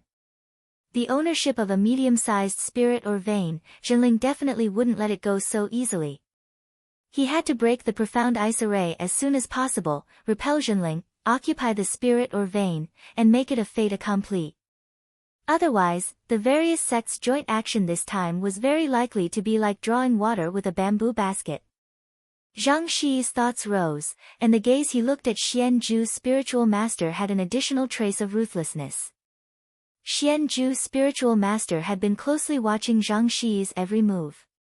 Seeing Zhang Shi's aura suddenly explode, how could Xianju's spiritual master not know that Zhang Shi already had the intention to kill? A purple talisman suddenly appeared from Xianju's spiritual master's chest. Xianju's spiritual master pulled with both hands, and the originally palm-sized talisman suddenly expanded. The talisman floated above Xianju's spiritual master's head, and a purple brilliance hung down, enveloping Xianju's spiritual master within. This talisman should be Xianju's spiritual master's life talisman. Xianju's spiritual master's hands waved in succession, and another 9 slightly smaller talismans were sent out, surrounding the talisman in the center of his head to form a formation. Xianju's spiritual master's heart relaxed, and just as he raised his head, he saw Zhang Shi's mocking smile. Xianju's spiritual master was startled, but he saw Zhang Shi's palms come together, and the 2 sharp blades that had previously been used to block Guo Tianshan and Laozu's magical techniques once again combined into a 5-foot-long sword, chopping down towards Xianju's spiritual master's head. Xianju's spiritual master patted the purple talisman above his head, and the surrounding 9 child talismans each emitted a ray of light, and after connecting with the life talisman in the center, they formed a huge purple true essence net. However, the huge sword waved down, and 2 purple rays of light were cut down, and the purple true essence net immediately disintegrated. Xianju's spiritual master flew back, but there was a look of disbelief on his face. Zhang Shi's strength was actually so tyrannical. This was a kind of 9-child origin talisman that he created himself, and it formed a true essence net with his life talisman. Its defensive power was not under ordinary great magical power, but he didn't expect that it would be broken by Xianju's spiritual master with just 1 sword.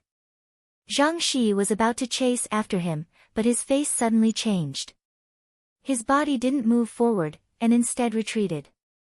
He didn't have time to withdraw the flying blade sword in front of him, and he didn't have time to cast a defensive magic treasure, but his protective aura burst out from his body. However, before the 8 protective aura bursts out from Zhang Shi's body, they were cut down by an invisible magic treasure. Zhang Shi's previously changed expression became incomparably calm, and he moved sideways to avoid the vital parts of his chest. The clothes on his left shoulder were suddenly torn, and the layer of light armor covering it was also pierced. However, this layer of light armor seemed to have played its due protective role, and a wisp of blood flowed from his shoulder, but the wound was not deep. Immortal Zhang Shi turned a blind eye to Xianju's spiritual master, who had retreated dozens of feet away from him. Instead, he solemnly turned around and looked at a young cultivator beside him. He frowned and said, "What a brilliant invisible sword technique, so you have broken through to the late stage of core forging state." Lu Ping looked at the mysterious peak core forging state cultivator in front of him, then turned to the surprised Xian Zhu's spiritual master on the other side and said, "Martial uncle, disciple's cultivation has just broken through, and I want to ask Senior Zhang for advice. At this time, the battle needs martial uncle to personally preside over. Leave this place to disciple." "Nonsense." Xian Zhu's spiritual master refused and said, "This person's strength is not before your master entered the law phase stage.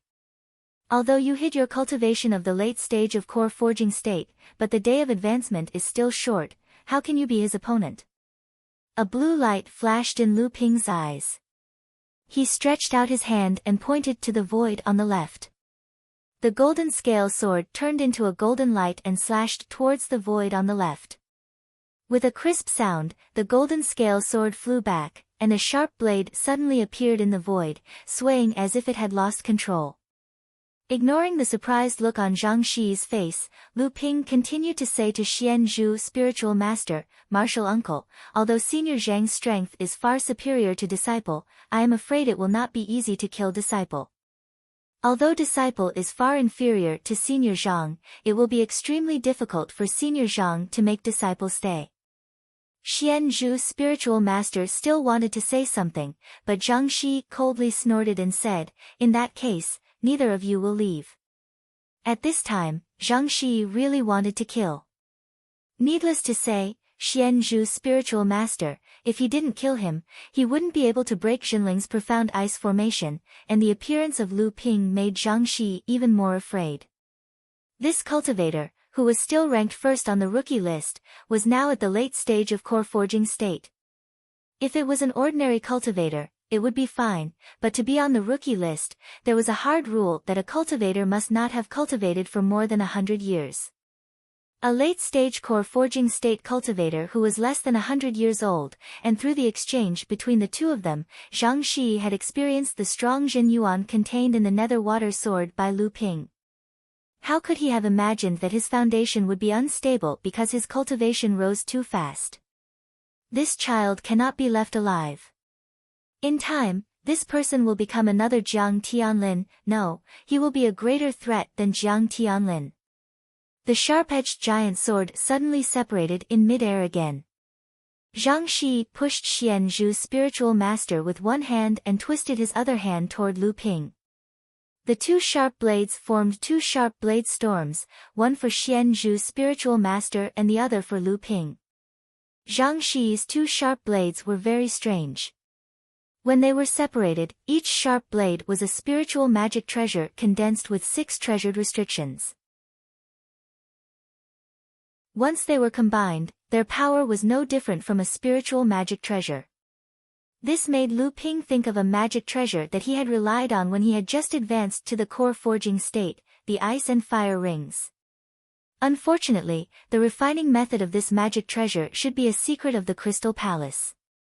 As the strength of Lu Ping and his spirit pets gradually increased, this set of magic treasures was rarely used. Lu Ping did not know if the treasured restrictions that Zhang Xi used to refine this set of double-edged flying swords would be helpful to the refining of the ice and fire rings. Looking at the sword storm that filled the sky, the golden scale sword in Lu Ping's hand suddenly vibrated cheerfully. With the gradual growth of the strength of Lu Ping and his spirit pets, this set of magic treasures was rarely used. Lu Ping did not know if the treasured restrictions that Zhang Xi used to refine this set of double-edged flying swords would be helpful to the refining of the ice and fire rings. Looking at the sword storm that filled the sky, the golden scale sword in Lu Ping's hand suddenly made bursts of joyful vibrations. Lu Ping flipped his hand and the golden scale sword sprinkled sword lights that filled the sky, forming a huge golden sword light vortex in front of him. Countless sword lights were arranged in an orderly manner, forming a huge sword array. Zhang Xi's sword storm swept over, but it was surrounded by Lu Ping's great sword array. The intensive sound of metal colliding covered all the sounds made by the nearby cultivators. Many early and middle core forging state cultivators looked in the direction of Lu Ping with a horrified expression. As Daoist Xian Zhu blocked Zhang Shi's strike, she looked a bit tired. Obviously, the battle with Zhang Shi over this period of time had consumed a lot of her true essence. However, when Daoist Xian Zhu turned to look, her face once again showed an inexplicable affection. Obviously, the battle with Zhang Shi had consumed a lot of her qi. However, when Daoist Xian Zhu turned to look, her face once again showed an inexplicable emotion. She saw a golden streamer of light shooting out from the sword array that destroyed Zhang Shi's sword storm, and with lightning speed, it stabbed towards Zhang Shi. He was actually able to fight back under Zhang Shi's full power attack. Daoist Xian Zhu had a complex expression as she felt the qi in her body dissipating. In a short period of time, no matter how hard she tried, she could not gather enough qi to send out a great magic that could threaten Zhang Shi. Zhang Shi looked at the golden sword light with a dignified expression. He casually stretched out his hand, and a sharp blade pierced through the air, blocking the golden scale sword. His other hand shot out an invisible qi at the other sharp blade. This sharp blade avoided the golden scale sword and slashed at the back of the golden scale sword. Dang! A touch of blue light flashed behind the golden scale sword. After the golden scale sword was parried by one of the sharp blades, the flying sword made a turn in mid-air, like a big golden fish leaping out of the water. The sharp sword tip swayed toward Zhang Shi, and countless golden lights peeled off from the golden scale sword, shrouding Zhang Shi all at once. Lu Ping and Zhang Shi exchanged dozens of moves at lightning speed. Although Lu Ping was at a disadvantage, he was still able to defend and attack at the same time. He seemed to be getting stronger as the battle dragged on. Zhang Shi and Lu Ping watched as the two of them exchanged dozens of moves. Although Lu Ping was at a disadvantage, he was able to defend and attack at times. Daoist Xian Zhu sighed with a lonely expression. He didn't expect that this martial nephew really had the strength to be on equal footing with the top core forging stage cultivators. Feeling the qi in his body that had been smoothed out, Daoist Xian Zhu knew that even if he joined forces with Lu Ping, at most he would only be able to suppress Zhang Shi. It was impossible to seriously injure him, let alone kill him.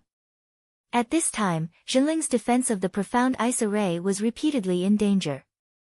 Daoist Xian Zhu saw that even if Lu Ping was at a disadvantage, Zhang Shi would not be able to do anything to him in a short period of time.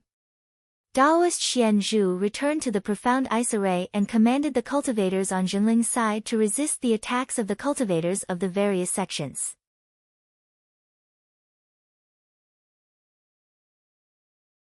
Chapter 604.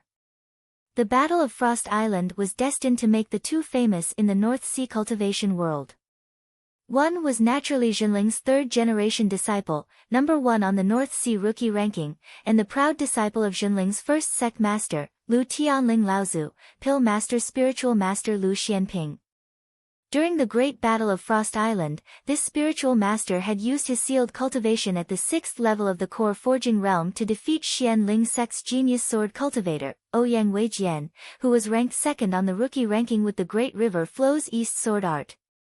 This had cemented his position as the strongest third-generation disciple of the North Sea cultivation world. After that, he killed a 7th-stage core forging cultivator from the Azure Sea sect. However, what was even more shocking was that during the battle against Jinling's sect, enlightened Master Lu Xianping, who had just broken through to the 7th-stage core forging realm, fought against enlightened Master Zhang Shi from the Azure Sea sect, who truly represented the peak of the North Sea's core forging realm. Although perfected Lu Xianping was at a disadvantage in this battle, perfected Zhang Shi could not do anything to perfected Lu Xianping. After this battle, the title of Water Sword Immortal was well deserved and was no longer limited to the younger generation of cultivators in the North Sea cultivation world. The second famous person was Jinling's formation master, spiritual master Xian Chen. The great profound ice formation she set up on Frost Island allowed Jinling's side to firmly defend the medium-sized spirit mine under Jinling's feet with less than half the strength of the other 6 sections. This prevented the other 6 sects from successfully suppressing Zhenling by seizing the spirit mine. The most special thing about the Great Profound Ice Formation was that in a battle of great disparity in strength in the cultivation world, the weaker side could only rely on the power of the formation to passively defend. In the past, when 2 sides fought, if there was a great disparity in strength, the weaker side could only passively defend inside the formation. Once they attacked, it was very likely that they would be surrounded and attacked. Therefore, the weaker side rarely had the chance to turn defeat into victory. However, the mystical ice formation that spiritual master Xian Chen had designed greatly alleviated the predicament of the defending side. Although a cultivator could not leave the mystical ice formation to fight from a distance, they could freely enter and exit the mystical ice formation and fight with the enemy under the protection of the mystical ice formation. This greatly weakened the advantage of the attacking side, giving the weaker side another trump card to turn defeat into victory. Unfortunately, this magic array was the creation of the current cultivation world's sage Xianchen. Even if the other sects wanted to learn it, they would not be able to. In fact, the moment the mystical ice shield appeared, the cultivators from Xianling sect and Songhai sect quickly discovered that the only flaw of the mystical ice shield was the spiritual energy threads that maintained it. As long as the spiritual energy threads were cut, the mystical ice shield would not be able to sustain itself without the spiritual energy supply from the mystical ice formation. Of course, the defending side naturally wouldn't let the opponent succeed so easily. Moreover, the threads of spiritual power weren't that easy to cut. At the very least, the threads of spiritual power behind a transcendent stage cultivator couldn't be cut by a mid-core forging stage cultivator. Because of the protection of the mystical ice shield, Lu Ping had an additional protective talisman that was no less powerful than a spirit summoning treasure. This allowed Lu Ping to face Zhang Shi's storm-like attacks, reducing the pressure on his defense by a lot. This allowed Lu Ping to find the right time to counterattack. Relying on his exquisite swordsmanship, the golden scale sword, and the aqua sword, he was able to temporarily restrain Zhang Shi's attacks. The water-controlling flag fluttered in the wind above Lu Ping's head. White lotus flowers floated down from the water curtain hanging down from the flag. Combined with the mystical ice shield, each lotus flower was able to withstand a sudden attack from Zhang Shi's sharp blade. Lu Ping, who no longer had to worry about his defense, unleashed his swordsmanship with the water nether sword and the golden scale sword to the extreme, launching a battle with Zhang Shi that could be said to be at the peak of the core forging realm. The Great River flows east sword technique, the 100 rivers flow into the sea sword technique, the true chi sword technique, the torrent of sword technique, the green dragon disturbing the sea sword technique, the shapeless sword technique, and so on. Each of these sword techniques was at least at the level of a minor magical power, especially the shapeless sword technique. After the aqua sword's quality had risen to the level of a spirit summoning treasure, the power of the shapeless sword technique had gone a step further. In Lu Ping's hands, the power of the shapeless sword technique was no weaker than a great magical power sword technique. However, because of the innate strangeness of the shapeless sword technique, the power of the shapeless sword technique was weaker than a real great magical power sword technique. In addition, there were various swordsmanship techniques that Lu Ping had studied and learned, and their power was also quite impressive. Although there was still a gap between them and a real great magical power sword technique, Lu Ping was able to use these sword techniques under the most appropriate circumstances, and he was able to achieve an effect that was similar to a great magical power sword technique. The more Zhang Shi fought, the more shocked he became. In terms of swordsmanship alone, Lu Ping's current achievements were already comparable to those of a true grandmaster swordsman. Zhang Shi was able to suppress Lu Ping only because he had a much higher level of cultivation than Lu Ping. Furthermore, Zhang Shi could feel that once Lu Ping advanced to the 8th stage of the core forging stage, the one who would be suppressed would be Zhang Shi himself. Who was Zhang Shi? He was a person who could take a blow from a Dharma adept as a peak core forging stage adept and come out unscathed. How many people like that were there in the North Sea, and how many in the entire world of cultivation? Zhang Shi had the intention to kill Lu Ping. killing Lu Ping might mean killing Jinling's future powerful adept. However, Zhang Shi had to admit that at this moment, he no longer had the ability to kill Lu Ping. Even without the Dark Ice Shield, with Lu Ping's strength, Zhang Shi would not be able to stop him if he wanted to leave. Zhang Shi could call for help from other adepts to encircle and kill Lu Ping, but Zhang Shi could not bring himself to be so thick-skinned. Not to mention Zhang Shi's status in the North Sea cultivation world, just Lu Ping's identity as a third-generation disciple alone made Zhang Shi's face burn. Moreover, Lu Ping was not a fool. Once Zhang Shi called for help, would he wait for others to encircle and attack him? Just as Zhang Shi was racking his brains on how to make Lu Ping stay, he suddenly noticed from the corner of his eye that Shui Wuhuan, the spiritual master of Shui Yan Pavilion, was fighting with Jinling, a late core forging stage adept. Intentionally or unintentionally, he was constantly moving closer to the area where the two were fighting.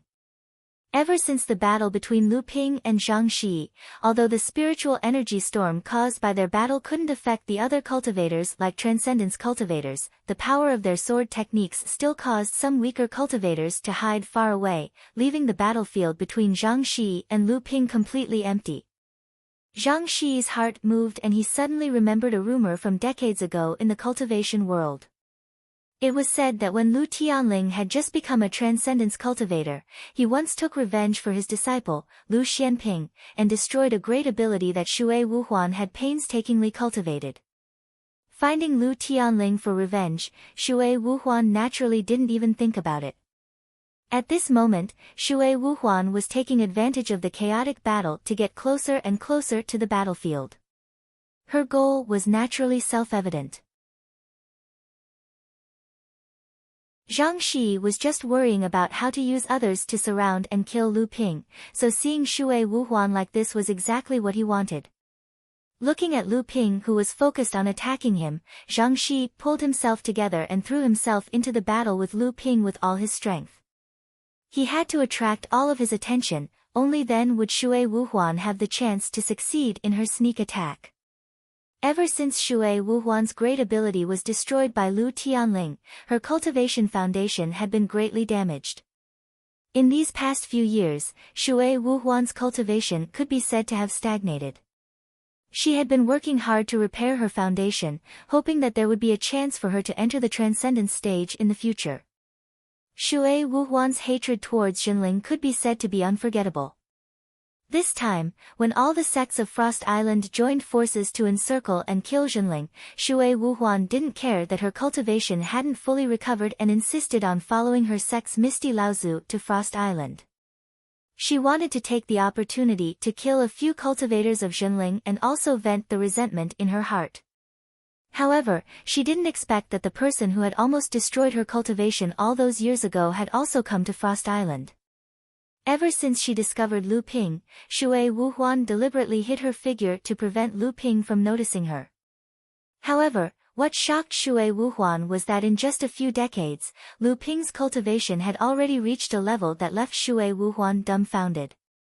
How many core forging stage cultivators in the North Sea cultivation world could fight evenly with Zhang Shi? At least, Shui Wuhuan knew that she couldn't do it, and after her great ability was destroyed by Lu Tianling, she couldn't do it anymore. She couldn't let this kid grow any further. This person must die. Shui Wuhuan's thoughts coincided with Zhang Shi's at this moment, and they were highly similar, even more so than Zhang Shi's. Zhang Shi watched as Zhang Shi intentionally or unintentionally changed her position, gradually exposing Lu Ping's back to spiritual master Shui Wuhuan's eyes during the battle with Lu Ping. Seeing that spiritual master Shui Wuhuan had suddenly broken away from the Jinling cultivators she was fighting and was rushing towards Lu Ping's back, Zhang Shi didn't hold back anymore. Her figure suddenly exploded, and the two sharp blades formed a whirlwind of blades in the air, just like how she had blocked Guo Tianshan and Laozu's divine arts before, and pierced towards Lu Ping's profound ice barrier. Shui Wuhuan was overjoyed. The water mist muslin in her hand shot out, and like a spirit snake, it shot towards Lu Ping's body to bind him. However, what the two of them didn't know was that, in terms of cultivation, Lu Ping was the weakest of the three. In terms of strength, Lu Ping couldn't compare to Zhang Xi, but in terms of divine sense cultivation, the two of them were far beyond Lu Ping's reach. Even Zhang Xi's peak core forging cultivation wasn't enough. With such a divine sense cultivation, Lu Ping could see everything around him, so how could he not discover the sneaky Shui Wuhuan behind him? The reason why he pretended not to discover her was because Lu Ping had a bold idea. He wanted to use this opportunity to kill Shui Wuhuan in one fell swoop. Just when Shui Wuhuan thought that under her and Zhang Xi's joint attack, Lu Ping would definitely be seriously injured, she saw the moment her water mist muslin bound Lu Ping's entire body suddenly turned into a ball of flowing water. Shit, I've been tricked. Shui Wuhuan panicked, and then she heard a sudden clap of thunder above her head.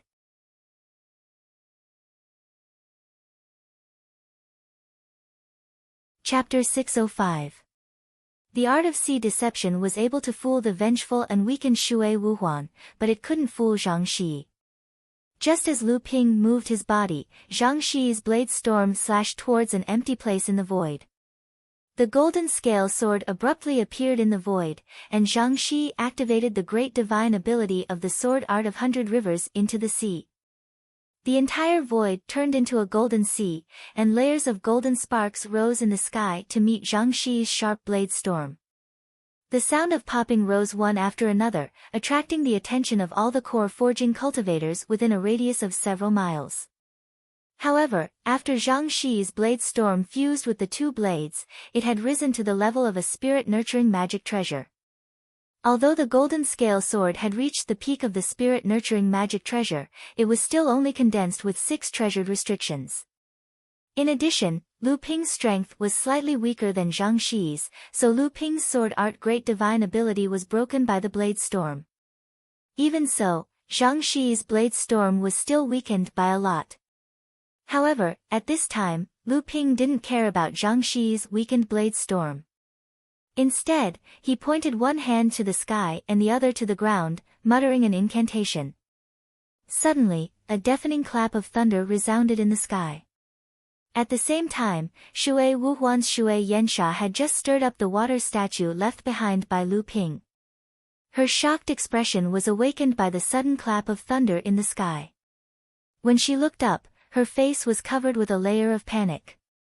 A bucket-thick 7-colored lightning opened up a zigzagging path in the sky, and finally fell on Shui Wuhuan's head. Lu Ping didn't dare to summon the 7-treasure thunder calabash in front of everyone.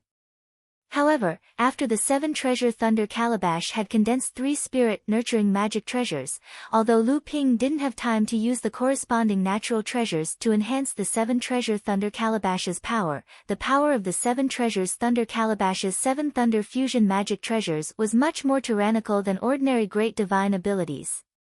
The blade storm shredded Lu Ping's profound ice shield in one fell swoop, and the water curtain hanging down from the water control flag grew dimmer and dimmer. Just as it was about to be broken, a snow-white lotus suddenly appeared under Lu Ping's feet. The lotus bloomed into 9 petals, and when each petal bloomed, 6 dense qi floated out from the petals and floated into the water control flag's water curtain. Although the storm of sharp blades was crazily slicing at the water curtain hanging down from the flag, it seemed like there was only a thin layer of light left before it could completely kill Lu Ping. However, this thin layer of light was still as tough as iron. It firmly blocked Zhang Xi's powerful spells from reaching it. Zhang Xi helplessly withdrew his artifact. Right now, he had already tried his best. If he attacked again, he wouldn't be able to pose a threat to Lu Ping in a hurry.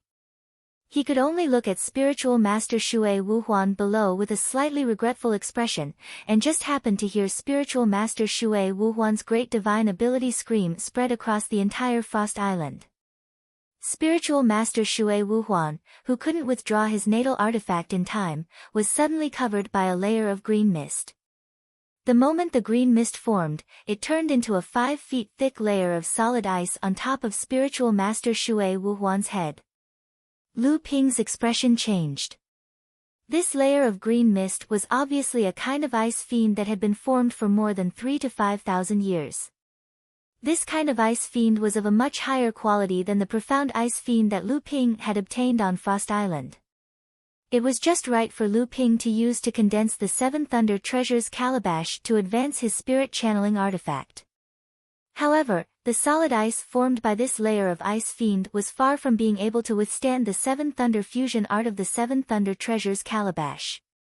The solid ice was blasted apart by the lightning, and amidst Spiritual Master Shui Wuhuan's blood-curdling screams, half of Spiritual Master Shui Wuhuan's body was charred black by the seven-colored lightning.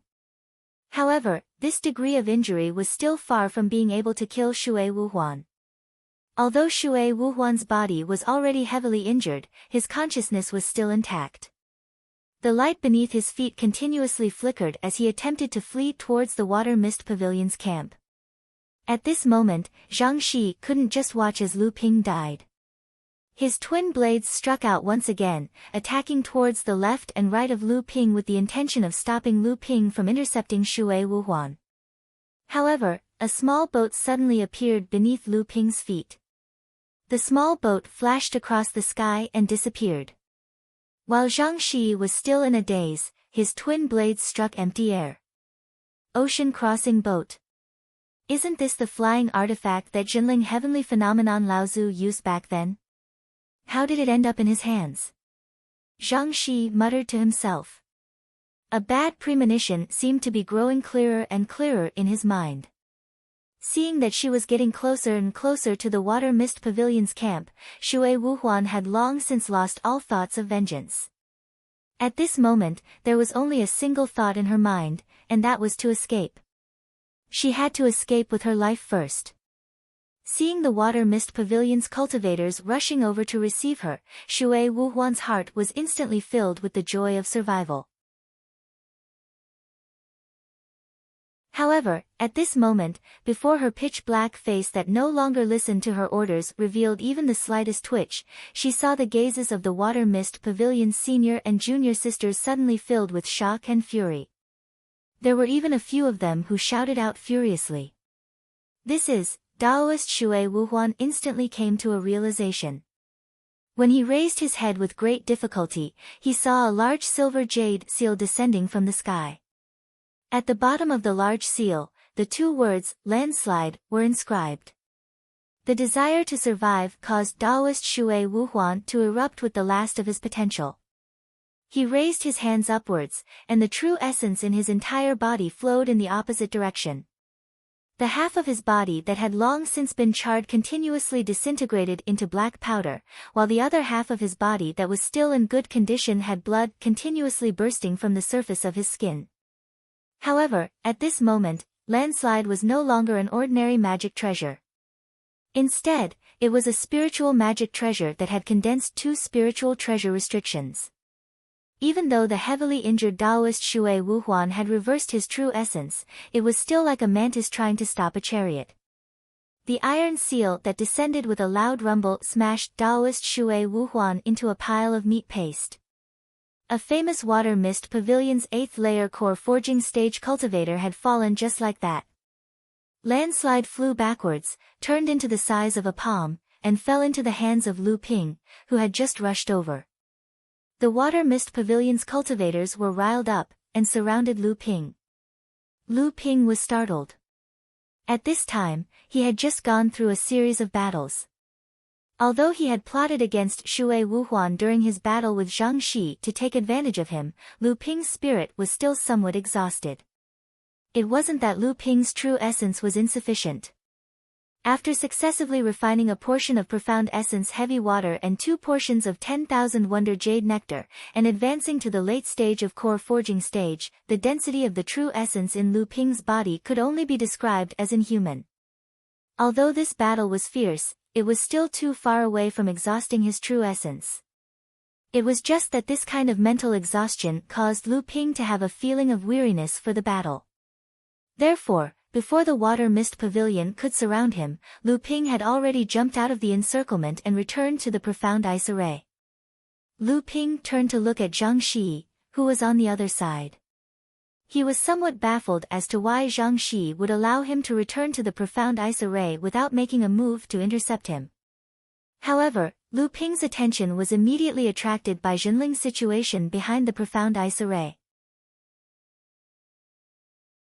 The battle between Lu Ping and Zhang Shi, and the killing of the Water Mist Pavilion's veteran late core forging cultivator, Shui Wuhuan, had greatly boosted the morale of Jinling's side.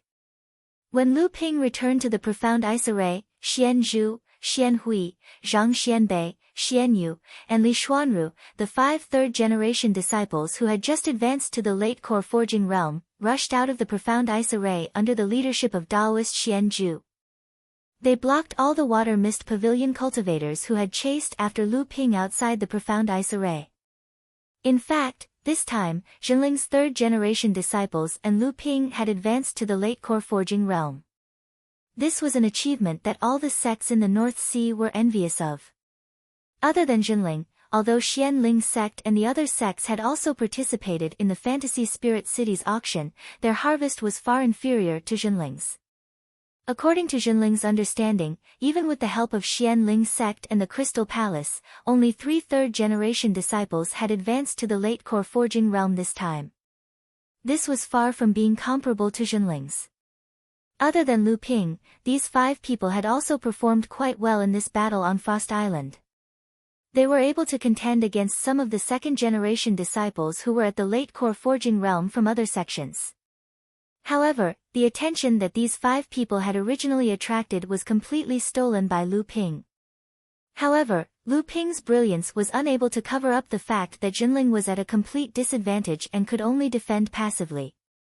Although Jinling had used the profound ice barrier's defensive ability to unexpectedly injure several late core forging cultivators from other sects, and Lu Ping had even killed a late core forging cultivator from Blue Sea sect, Shui Wuhuan from Shui Yan Pavilion, and 2 middle core forging cultivators, the number of cultivators from other sects far exceeded Jinling's side. After the initial panic, all the sects had finally regrouped. The cultivators that Jinling had used to go out to fight with the profound ice barrier had no choice but to retreat back into the profound ice formation under the encirclement of the other sects and start to defend passively. However, what worried Jinling was not just how long the profound ice formation could last under the attacks of the other sects, but also the 11 Dharma adepts who were fighting in the sky, Laozu. Although Jinling had Guotian Shan Laozu on his side, Xian Ling's sect had also hidden Lin Xuqing. Xian Ling's sect and Blue Sea sect had always maintained the advantage of 1 Dharma adept, and it was this Laozu's advantage. At this time, the spirit energy cloud map occupied by Jinling's side had shrunk from 1/3 of the sky to 1/4 of the sky. Ha, Jinling, fellow Taoists of Jade Sword sect, and Chong Ming sect, are you still planning to resist stubbornly at this point? I think it's best for you to retreat from Frost Island and preserve your strength. Otherwise, once we completely fall out, don't blame us for being ruthless. A middle-aged cultivator's voice carried a trace of pride in the sky as his voice spread throughout the entire Frost Island. Oh! A calm voice suddenly came from the direction of the transportation formation behind Jinling. You're Donghua, aren't you? If you want to be ruthless to me, Jinling, why don't you try it on the old man first? Lu Ping was overjoyed. When everyone looked behind him, they saw a familiar figure. He looked like an ordinary old man, and there was not a trace of spirit energy on his body as he slowly walked through the air towards them.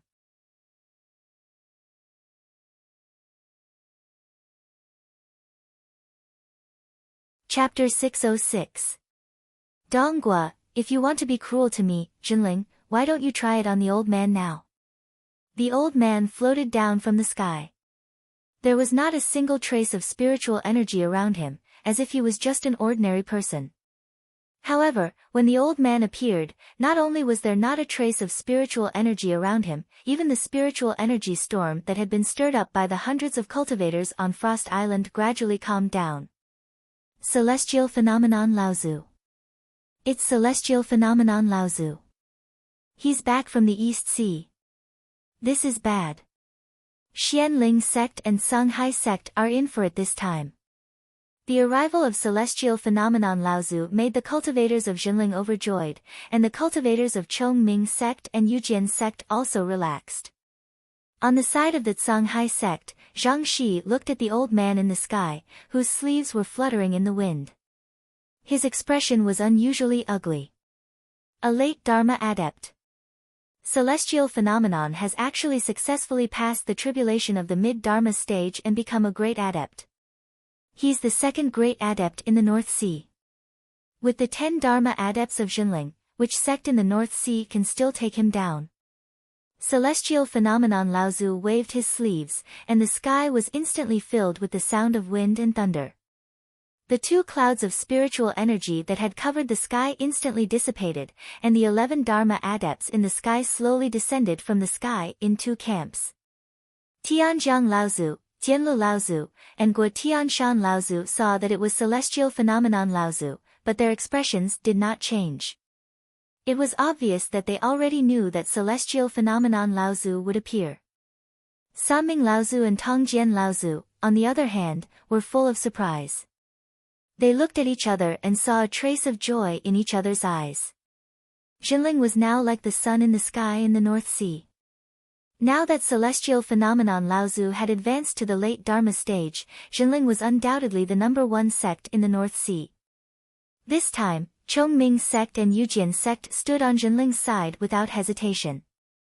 The 2 hurriedly went forward with Tianjiang and Tianlu Laozu. First brother. Uncle. Tianjiang Laozu, Tianlu Laozu, and Guo Tianshan Laozu stepped forward and greeted him. Tongjian of Yujian sect and Sanming of Chongming sect pay their respects to Celestial Phenomenon Adept. Congratulations to Senior Brother Celestial Phenomenon for overcoming the tribulation and advancing to the next level. After Celestial Phenomenon Laozu had advanced to the late Dharma stage, Tongjian Laozu and Sanming Laozu had subconsciously lowered their statuses, as if they were half a generation lower in front of Celestial Phenomenon Laozu. Celestial Phenomenon Laozu returned their greetings with a smile and said, "This time, Jinling was able to overcome this tribulation thanks to the help of the 2 of you and your disciples. When you return, I hope that the 2 of you can express my gratitude to Brother Yujian and Brother Shou Ming." After Celestial Phenomenon Laozu exchanged greetings with the few Laozu on his side, he turned around to look at the 6 early Dharma adepts. His gaze lingered on Lin Xuqing for a moment before shifting to the 2 Laozu leaders, Feng Shidao and Dongguo Laozu. When Celestial Phenomenon Laozu's gaze landed on Lin Xuqing, he felt as if his body had been pierced by a pair of sharp swords. He had only felt such a feeling from Dao Xing Laozu.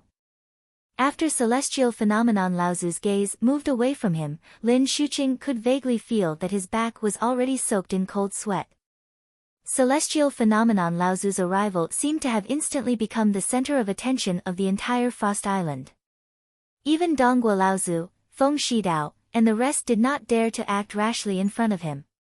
They were all Dharma adepts, but no one would have thought that the difference between an early Dharma adept and a late Dharma adept would be so huge. Celestial Phenomenon Laozu looked at Dongguo Laozu and said with a smile, "Dongguo, does the old man still remember what you said earlier?" At this moment, Dongguo Laozu no longer had the same high spirits as before. When he heard Celestial Phenomenon Laozu's words, cold sweat instantly flowed down his forehead and down his face. However, he did not dare to wipe it away. His mouth moved, but he did not say a word. Celestial Phenomenon Laozu's expression immediately darkened. He snorted coldly and said, "Dongguo, how dare you? Even the East Pole and East Yi would not dare to act so presumptuously in front of the old man. What are you trying to do, Dongguo?" Celestial Phenomenon Laozu's cold snort was no less than a clap of thunder in Dongguo Laozu's divine sense. Every word that came out of Celestial Phenomenon Laozu's mouth was like a talisman that was deeply imprinted in Dongguo Laozu's divine sense. Then, it exploded. By the time Celestial Phenomenon Laozu had finished speaking, Dongguo Laozu was already bleeding from his nose and mouth. His face was pale, and he looked like he was about to collapse. The entire Frost Island fell silent after Celestial Phenomenon Laozu's words fell. The 6 Xianling sect and Blue Sea sects Laozu actually did not dare to move in the slightest in front of Celestial Phenomenon Laozu's prestige. After a while, Two awkward laughs suddenly rang out. Yanming Laozu of the Water Mist Pavilion and Sungli Laozu of the Sea Flame Sect cupped their fists at Celestial Phenomenon Laozu and said, "Congratulations, Brother Celestial Phenomenon, for becoming the second Dharma cultivator in the North Sea cultivation world. Since there is a Dharma cultivator in Jinling, it is only natural for them to occupy a mid-sized spirit mine. Our sects will not participate in today's matter." After that, Patriarch Smoke Dragon and Patriarch Zhangli each took their disciples and withdrew from the alliance with Xianling sect and Songhai sect. All the sects secretly cursed these two sects for being shameless, but these two sects had always been swaying in the North Sea. Moreover, these two sects advanced and retreated together in the North Sea cultivation world. Even large sects like Xianling sect and Zhenling sect usually didn't want to offend them too much. Celestial Phenomenon Laozu suddenly raised his head and said, "Are Brother Daosheng and Brother East Pole here? The old man has been waiting here for a long time." As soon as Celestial Phenomenon Laozu's voice fell, the cultivators from the various sects were in an uproar again.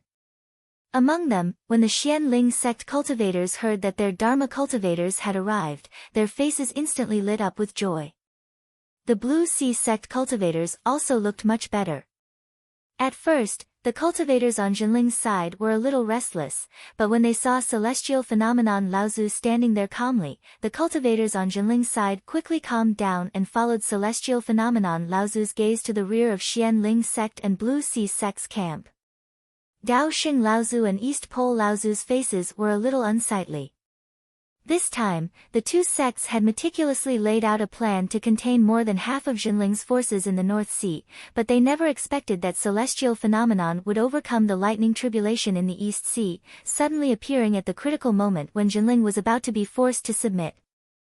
In one fell swoop, the two sects' plan was foiled, and on the contrary, it once again helped Jinling's power in the North Sea. When Daosheng Laozu arrived in front of Celestial Phenomenon, he suddenly let out a sound, as if he had discovered something.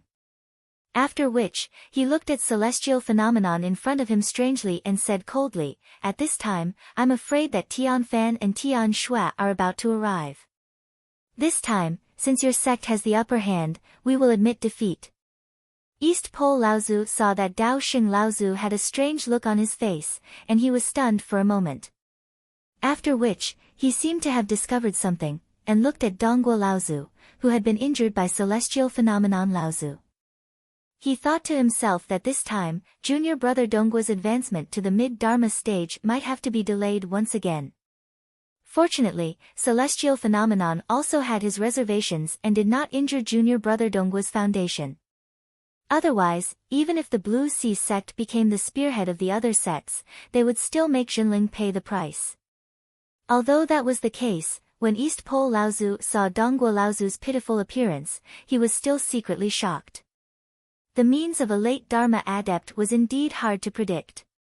A door of ice and snow was formed. After the door opened, a gentle breeze blew in, and then Tian Shui and Tian Fan, the two Jinling Laozu, walked out from the door. When the various sects saw the arrival of these two, their hearts sank even more. In the eyes of the other North Sea cultivators, these two joining forces actually represented the strength of a great cultivator. "Since everyone is here, then let's talk." Tian Xiang Laozu's voice was still calm. After Tian Fan and Tian Shui Laozu arrived, the two of them first closed their eyes and hovered in the air, as if they were performing some kind of secret technique. After a while, Tian Shui Laozu said with some surprise, "I was wondering why senior brother called the two of us over. So there's actually such a relic hidden under this frost island." When Tian Shui Laozu's words reached the ears of the many cultivators on the island, it caused another commotion.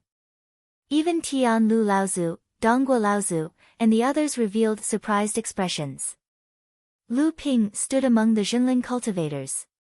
When he heard Tian Shui Laozu's words, he used his divine sense to permeate the ice and snow beneath his feet. However, even when he reached the limit of his divine sense, he still did not find anything. It should be known that the current Lu Ping's divine sense was no longer below that of an ordinary early Dharma adept. When Lu Ping raised his head to look, he realized that it was not only him. Even Guo Tianshan Laozu, Tianjiang Laozu, Sanming, Tongjian Laozu, and the others had confused expressions on their faces. Clearly, they did not find any clues about the relic that Tian Shui Laozu mentioned. However, immediately after that, Lu Ping's heart skipped a beat. He recalled that when they first discovered the large spirit mine on Frost Island, the various sects cultivators were attacked by the Ice Shura. After that, they followed the Ice Shura's tracks and found a long-distance teleportation formation that had been destroyed. At that time, some cultivators who were proficient in teleportation formations discovered that this teleportation formation should be connected to the central plains. Unfortunately, the teleportation formation that connected to the central plains had also been destroyed. Even if they repaired the abandoned teleportation formation, they would not be able to reach the central plains. After that, the various sects regretfully gave up on this matter. Naturally, the various sects cultivators also thought that this teleportation formation would not have been built here for no reason. They suspected that there should be some relic left here. Unfortunately, the Dharma adepts of the various sects, including Lu Tianling and Laozu, were unable to find any traces of the relic left on Frost Island. After that, they continued to mine the spirit mine. Even after a few decades, they still did not find anything. In the end, they could only leave it at that. From the looks of it now, it was obvious that at that time, Laozu's strength was not enough to discover the relic that had been hidden on Frost Island. There were many cultivators who knew about the teleportation formation on Frost Island back then. Seeing how certain Laozu was, everyone quickly connected the matter of the relic with the teleportation formation back then. Brother Tian Xiang, what is your plan? Although Dao Xing Laozu and Dongji Laozu had lost in this scheme, Dao Xing Laozu was, after all, the #1 cultivator in the North Sea. Even if Tian Xiang Laozu had become a great cultivator, his strength was definitely not a match for this cultivator who had been in the late Dharma stage for more than 100 years.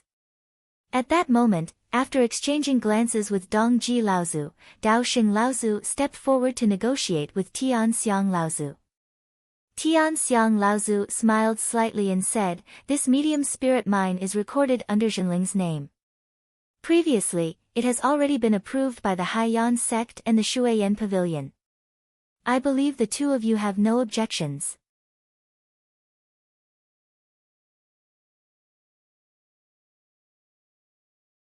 Chapter 607. Tian Xiang Laozu smiled and said, "This medium spirit mine is under Zhenling's name, and it has already been approved by both the Haiyan sect and the Shuiyan Pavilion. I believe the two of you have no objections." On the periphery of the confrontation, although the Haiyan sect and the Shuiyan Pavilion had expressed that they would no longer participate in the matter of the medium spirit mine, the people of these two sects did not retreat, but stood far away on the periphery. Especially after Dao Xing Laozu and the others arrived, Yan Ming Laozu and Sangli Laozu keenly sensed something. As expected, after Tian Shui Laozu said that there was a relic hidden in Frost Island, the two naturally did not dare to delay and hurriedly sent the news back to their sects, informing the mid-Dharma adepts of their sections. At this time, the only ones who were qualified to participate in the matter were the guardian Laozu of each sect. The other sects such as Chong Ming, Jade Sword, Ling Gu, and Fei Yu cultivators also informed the mid-Dharma adepts of their sects, Laozu. Naturally, Patriarch Celestial and the others noticed what the cultivators from the other sects were doing. However, they did not say anything about it.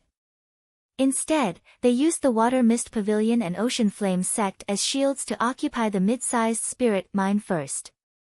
At this time, Yan Ming Laozu and Sangli Laozu looked a little embarrassed. Dao Xing Laozu glanced at the two of them and said coldly, "Since Brother Tian Xiang insists on this spirit mine, then this spirit mine will be given to your sect. There are so many cultivators here today, and they can be witnesses. We should wait for the other friends to arrive, and then we can discuss how to excavate this relic. No hurry." Dao Xing Laozu's face turned cold, but Tian Xiang Laozu smiled and said, "This spirit mine originally belonged to our sect.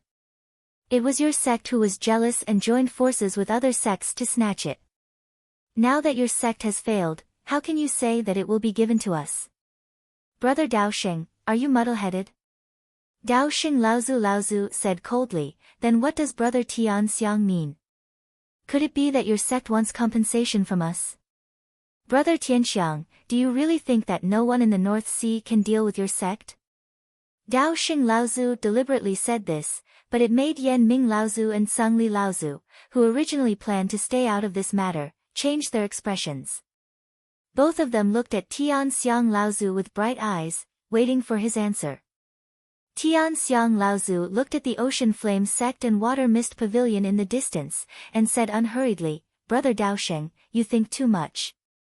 This time, the other sects besieged our Frost Island's spirit mine. I think the other sects were just fooled by Brother Daoxing and Brother Eastern Pole. Junior Brother Donghua of the Blue Sea Sect has already been punished by the old man, so this matter is over with the Blue Sea Sect. I wonder if the old man thinks so. How about Brother Eastern Pole, Water Mist Pavilion, and Ocean Flame Sect?"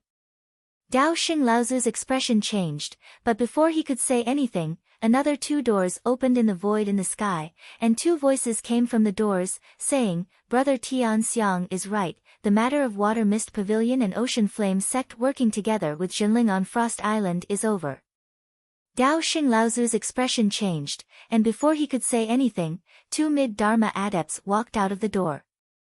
This mid-Dharma adept Laozu walked straight to the Ocean Flame Sect and Water Mist Pavilion cultivators, and Yan Ming Laozu and Sangli Laozu hurriedly went forward to greet him.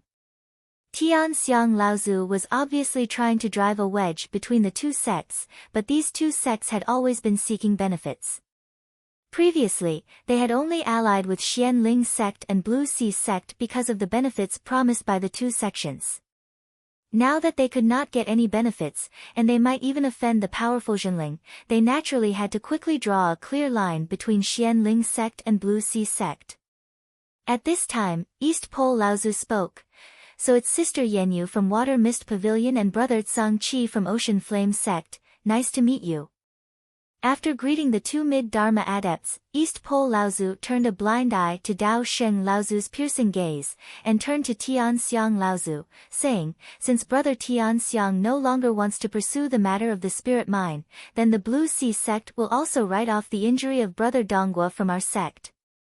Daoxing Laozu said angrily, "East Pole, you..." East Pole Laozu turned to Daoxing Laozu and said indifferently, "Brother Daoxing, I'm really sorry.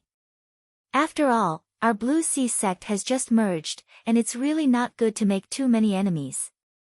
I, East Pole, have to be responsible for the thousands of cultivators in Blue Sea Sect." "Good, good." Daoxing Laozu was so angry that he laughed, and turned to Tian Xiang Laozu, saying, "Brother Tian Xiang is really good. With just a simple gesture, you dissolved the alliance between our sections. Daoxing really admires you." Tian Xiang Laozu said indifferently, "Brother Daoxing, you flatter me. The old man is just stating the facts.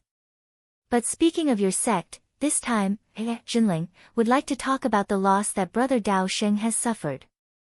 Daoxing Laozu calmed down at this time, and said, "Brother Tian Xiang, if you have any ideas, please say it. I, Daoxing, will accept it." Tian Xiang Laozu smiled and said, "In that case, old man will not be unreasonable. This time, the loss that your sect has caused to our sect is really huge. Apart from the dozens of disciples who died, there is also a large amount of spiritual stones spent in the profound ice formation. My request is not too excessive. Our 2 sects will take 25% of the large spirit vein. Originally, it should be divided equally, but now, I think I, Jinling, will take 15%, and the remaining 10% will belong to your sect. What do you think, Brother Daoxing?" Daoxing Laozu's expression changed. He stared at Tian Xiang Laozu and said, "Tian Xiang, don't go too far. The large spirit vein on Frost Island could be said to be an important source of spiritual stones in the cultivation world of the North Sea. Therefore, it was also an important foundation for the cultivation of the North Sea cultivators. It could be said that every bit of the share was a large amount of spiritual stones, enough for all sects to fight for it. This point could actually be seen from Jinling's medium-sized spirit vein. For the ownership of a medium-sized spirit vein, the top 10 sects of the North Sea were actually involved. Only one last step was left for a great battle in the North Sea cultivation world. However, the importance of a large spirit vein was not only in this aspect. The more important significance of a large spirit vein was that it could produce extremely stable top-grade spiritual stones, and the top-grade spiritual stones were an important foundation for the cultivation of Dharma manifestation cultivators. Tian Xiang Laozu's expression immediately darkened when he saw Dao Xing Laozu's anxiety. He said coldly, "So, Brother Sheng, you don't agree?" Tian Xue and Tian Fan, who were standing behind Tian Xiang Laozu, immediately took a step forward and stood behind Tian Xiang Laozu, glaring at Dao Xing Laozu like a tiger watching its prey. It looked like they would start a fight if there was any disagreement. Dao Xing Laozu looked at the three people in front of him with cold eyes. Tian Xiang and the others were also calm and unruffled. Feng Shutao, who was standing behind Dao Xing Laozu, could no longer hold it in and said angrily, "You, Jinling, have gone too far. That fellow Daoist Dongguo was injured by you, so we can call it even. The other sects besieged you, Jinling, and we can also let bygones be bygones. But you want to target my Xianling sect? When you returned from the East Sea, my uncle Master Dao Yan was also injured by you." Lin Xuqing, who was standing beside Feng Shutao, hurriedly pulled on his clothes, telling him to stop talking. However, in his rage, Feng Shutao did not think that there was anything wrong with his words. Dao Xing Laozu suddenly turned his head and said angrily, "Shut up, idiot." Feng Shutao stared blankly at the enraged Dao Xing Laozu. After a while, he finally reacted. When he looked around, he saw that Laozu from the other sects were looking at Feng Shutao with hostility. Instantly, he knew that he had fallen into Tian Xiang's trap.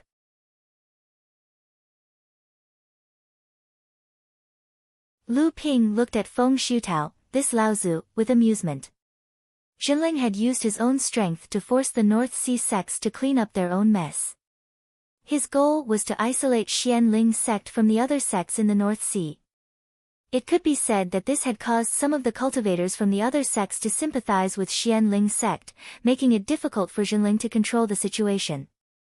Going too far was as bad as not going far enough, and it was very likely that the sects in the North Sea would unite again. At that time, the one who would be forced to give in might be Jinling.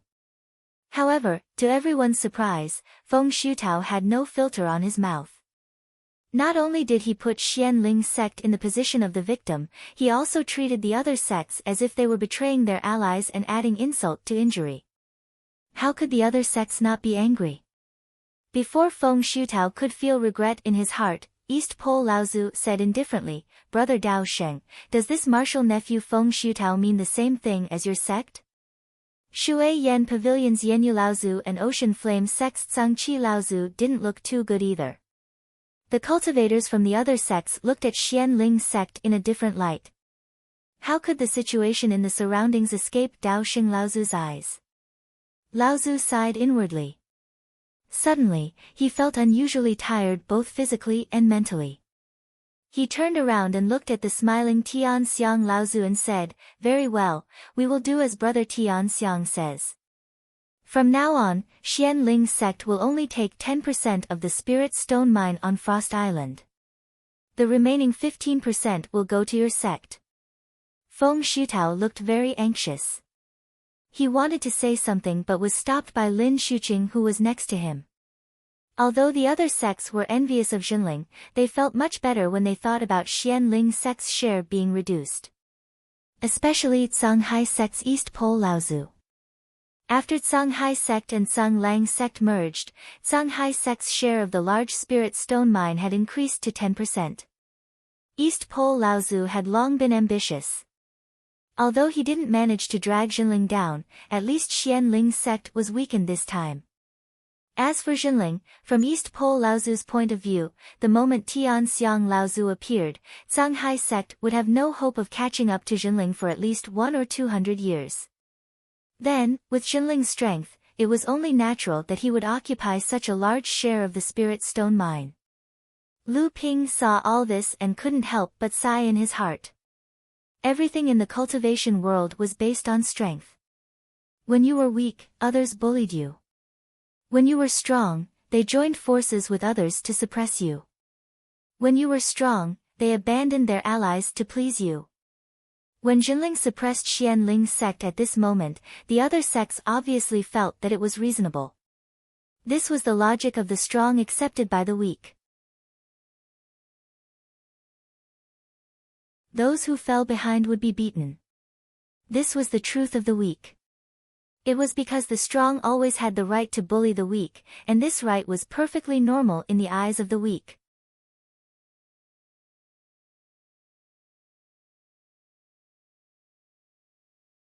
Chapter 608. The four mid-Dharma adepts of Chongming, Jade Sword, Fei Yu, and Linggu sects also arrived one after another. After the leaders discussed for a while with Laozu, the order was quickly passed down. Other than guarding the areas that their sects had divided on Frost Island, the core forging adepts of the other sects all returned to their own sections. Lu Ping was curious about the Frost Island relic, so he informed Xian Zhu's spiritual master and stayed on Frost Island. Xian Hui, Xian Zhu, and the others were also curious about what the Frost Island relic was, but they did not have the status that Lu Ping had in Jinling. Moreover, in the Battle of Frost Island, Lu Ping had fought against Zhang Shi and killed Shui Wuhuan. It could be said that he had truly established his position in the North Sea cultivation world. Many third-generation disciples were convinced by Lu Ping. Even many second-generation disciples who had advanced to the late core forging stage did not have the same strength as Lu Ping. At least, Xian Zhu's spiritual master himself was not Zhang Shi's match.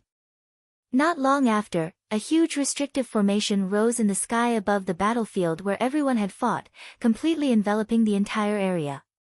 Following that, the entire Frost Island began to shake violently. Muffled sounds came from the ground far away, echoing throughout the entire world. For half a day, Frost Island passed in this kind of rumbling. Lu Ping stood in the middle of the profound ice formation and looked at the restrictive formation from afar. His eyes flashed with green light, but he still could not see through this layer of restrictive formation. Lu Ping shook his head helplessly and returned to the profound ice hall. Half a day later, Guotianshan Laozu returned from the restrictive formation. Lu Ping's eyes brightened, and he hurriedly went forward to ask. Guotianshan Laozu shook his head and said, "I did not think that there would be such a place on Frost Island. It looks like this spirit mine on Frost Island had already been discovered by Fei Ling's sect and Ying Tian's sect 4,000 or 5,000 years ago, and these two relics were left on this island." Ying Tian's sect? Lu Ping asked with some confusion. Guotianshan Laozu nodded and said, Ying Tian's sect is a large sect in the Middle Plains, or rather, an allied sect of Fei Ling's sect. Fei Ling sect's treasured ship departed from the North Sea to Ying Tian's sect, and set up the teleportation formation to the Middle Plains at Ying Tian's sect. Lu Ping realized something and asked in shock, since these two sects owned the ruins back then, Ling Tian's sect, and Ling Heaven, and sect, didn't come to excavate after 4,000 or 5,000 years, Ling, has already, Tianshan Laozu and said, Ying Tian sect, Ling Tian sect, and Tian sect, and Ling Tian sect, and Ling sect, and Bai, and Wu, and sect, Ling Laozu, Tian Yang sect Bai, Yu Long, and, sect, Ling Tian sect and Ling sect, Gua sect after. At the same time, Lu Ping's expression was one of shock as he murmured, two large sects, Ying Tian sect's power should not be weaker than Fei Ling sect's, and Fei Ling sect itself had 18 Laozu, 3 of whom were late Dharma adepts.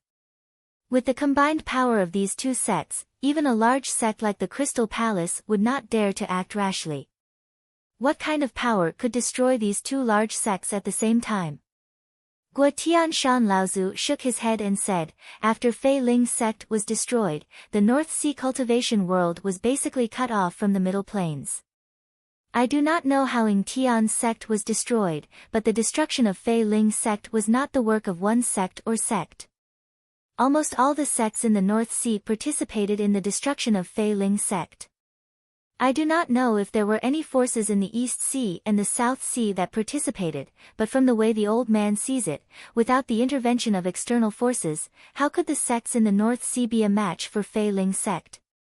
However, all the sects in the North Sea are very secretive about these matters, and I am afraid that only the first generation Laozu of Tian Xiang, Tian Fan, and Tian Shui know a little about this. Fei Ling's sect was the most glorious sect in the North Sea cultivation world. Although it had been destroyed for more than 4,000 years, it still attracted the attention of many practitioners in the North Sea cultivation world.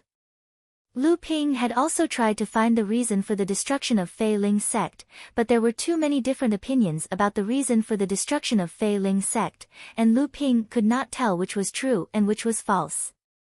However, after Lu Ping filtered through the reasons of these legends in the cultivation world in detail, he found that the destruction of Fei Ling's sect was not as simple as it seemed on the surface. There might be many reasons that were not known to outsiders, but these secrets might be like what Guo Tianshan Laozu had said, only the leaders of the various sects in the North Sea would know. This might be an opportunity. Guo Tianshan Laozu's expression showed a hint of excitement, interrupting Lu Ping's thoughts. Lu Ping could not help but be a little surprised, and asked, what opportunity? Guo Tianshan Laozu looked around. Only Lu Ping and him were in the profound ice temple. Although spiritual master Xianzhu also stayed on Frost Island, after the battle, a lot of the spirit stones in the medium-sized spirit mine under the profound ice temple had been excavated by Jinling because of the profound ice formation.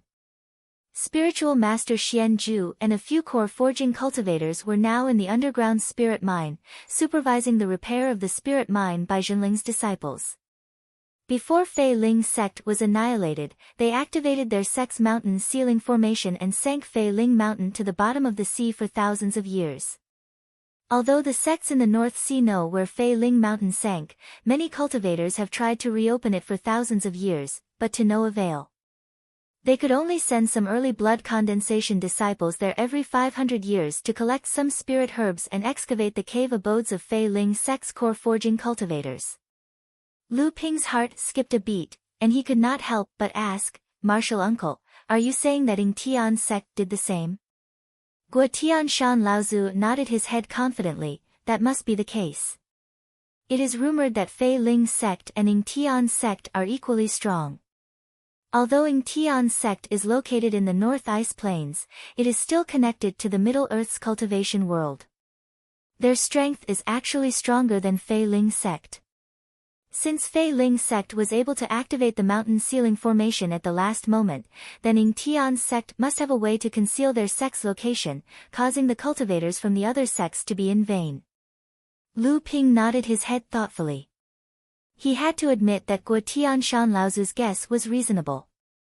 Thus, he asked, does that mean that this time, the sects in the North Sea will have a chance to find the true location of the two sects' training grounds through the ruins left behind by these two sects? How can it be that easy? Tian Shui Laozu's figure flashed as she entered the profound ice palace. As she walked, she said, earlier, Laozu had done a rough search of the various sections. Although I found some clues in the outer perimeter of the ruins, it is still extremely difficult to enter the sealed training grounds of Ying Tian's sect. We can only use the already destroyed Ying Tian's sect's teleportation array to determine the approximate location of the sealed training grounds. Guo Tianshan Laozu's face lit up, then what about Fei Ling's sect? Don't even think about Fei Ling's sect. Tian Shui Laozu shook her head. At this moment, Tian Xiang, Tian Fan, and the rest of Laozus broke through the void and descended into the profound ice palace. Tian Shui Laozu glanced at everyone before looking at Lu Ping who was standing below. She said, Fei Ling Sect's forbidden grand array isolates everything. Maybe after 400 years, when Fei Ling Island's forbidden grand array weakens again, there might be a chance. But now, there's no chance to enter. Guo Tianshan Laozu shook his head regretfully and asked, since we can't even enter Fei Ling Island, how are we going to enter Ing Tian Sect's training grounds? Ing Tian Sect's sect protecting grand array is different from Fei Ling sect. At this moment, Tian Xiang Laozu spoke, the Ing Tian sect's reverse grand array is indeed powerful. However, after activating the final defensive method, which is mainly used to conceal oneself in space, its defensive capabilities are far inferior to the forbidden grand array. Although this type of grand array makes Ing Tian sect's training grounds not as profound as the seven-star cave heavens, in these thousands of years, I have never heard of any sect in Middle Plains obtaining the inheritance of Ing Tian sect. Tian Fan Laozu continued, the Northern Sea sect's Laozu's intention is to gather the formation masters and masters of the various sections. After we have completely opened up the ruins of these two sects on Frost Island, we can use the destroyed teleportation formation to determine the approximate location of Ing Tian sect. After that, each sect will secretly send Dharma Plane cultivators to Middle Plains to search for Ing Tian sect's training grounds. At this moment, Tian Shui Laozu seemed to have thought of something. Suddenly, she asked Lu Ping, do you still remember Qingjian Laozu? Lu Ping did not know why Tian Shui Laozu would mention this person, so he nodded his head in confusion. However, he heard Qingjian Laozu continue, just now, after the Laozu of the various sects worked together to break through the protective formation set up by these two sects and opened up the ruins, the Eastern Pole Laozu of the Blue Sea sect revealed a secret. He said that Qingjian Laozu was originally a remnant of Ing Tian sect after it was annihilated. Originally, he wanted Fei Ling sect to take him in so that he could make a comeback. Unexpectedly, perhaps because Qingjian was afraid that his identity would be exposed along the way, he was not well informed. It was only when he reached the North Sea that he found out that Fei Ling sect and Ing Tian sect had been annihilated at almost the same time. Completely disheartened, Qingjian Laozu wandered around the North Sea. In the end, he was unintentionally taken in by Laozu of the Blue Sea sect and found out about his background. Lu Ping's face was filled with shock, but his heart was in turmoil. The first thing that came to Lu Ping's mind was Qingjian's cave dwelling. There was an extremely well-hidden Middle-earth teleportation formation. Where was its destination? Could it be Ing Tian sect's hidden training grounds? Tian Shui Laozu didn't know what Lu Ping was thinking. Seeing his shocked expression, she thought that he was surprised by the strangeness of the matter. Thus, she continued, after that, Qingjian was wary of Songhai sect and took the opportunity to leave. Unexpectedly, Songhai sect happened to lose the flowing sword of the thin water flowing sword, a pair of flying swords left behind by their founder. Songhai sect once slandered Qingjian Laozu for stealing the sword. This matter was left unsettled, but it became the fuse that caused Songhai sect to split. After that, Zhongxian Laozu launched a sneak attack on Songhai sect and stole the other thin water sword. After that, all the sects in the Northern Sea rejoiced in Songhai sect's misfortune. Only Songhai sect realized that Zhongxian Laozu launched a sneak attack on Songhai sect because he received the news and came specifically for Qingjian Laozu. Unexpectedly, Qingjian Laozu had become an influential figure in the Northern Sea's cultivation world. How would Zhongxian Laozu dare to meet him? A remnant of Fei Ling sect and a descendant of Ing Tian sect. In the end, the two of them were unable to work together. Perhaps they knew that they had lost their power and were powerless to reverse the situation.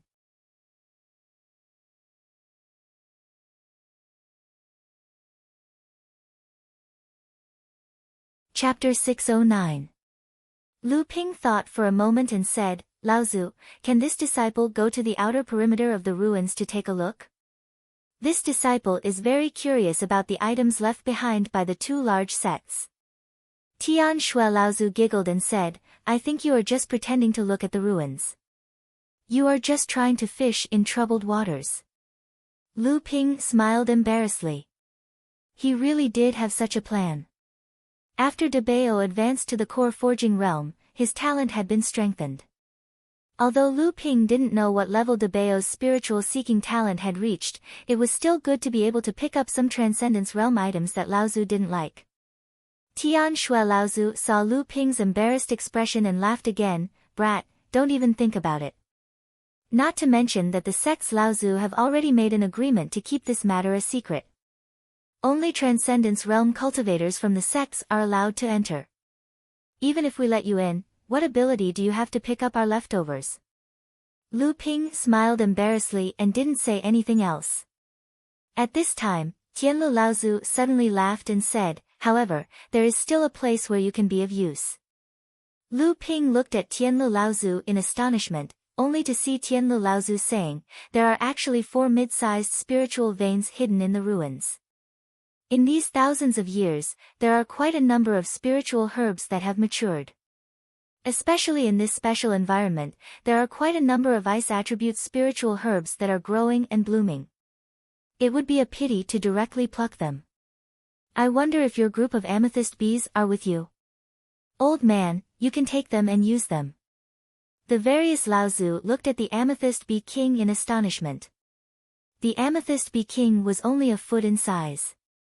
It was grabbing Lu Ping's ear and trying its best to hide behind Lu Ping's head. After Lu Ping summoned the amethyst wasp queen Zilan, she didn't wait for Zilan to start dancing in the air before she discovered that there were several towering auras in the hall, making it hard for her to breathe. She could only desperately hide behind Lu Ping.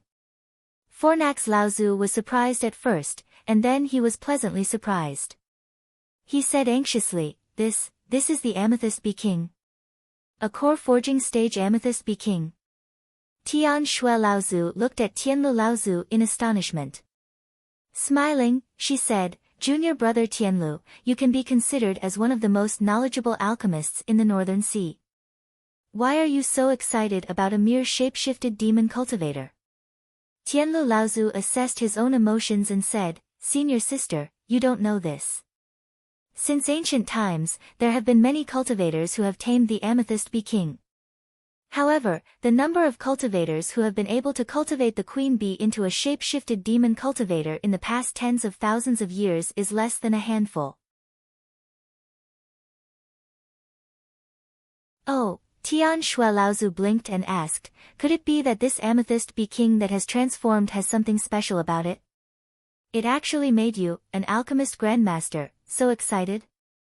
Tianlu Laozu nodded solemnly and said, that's right.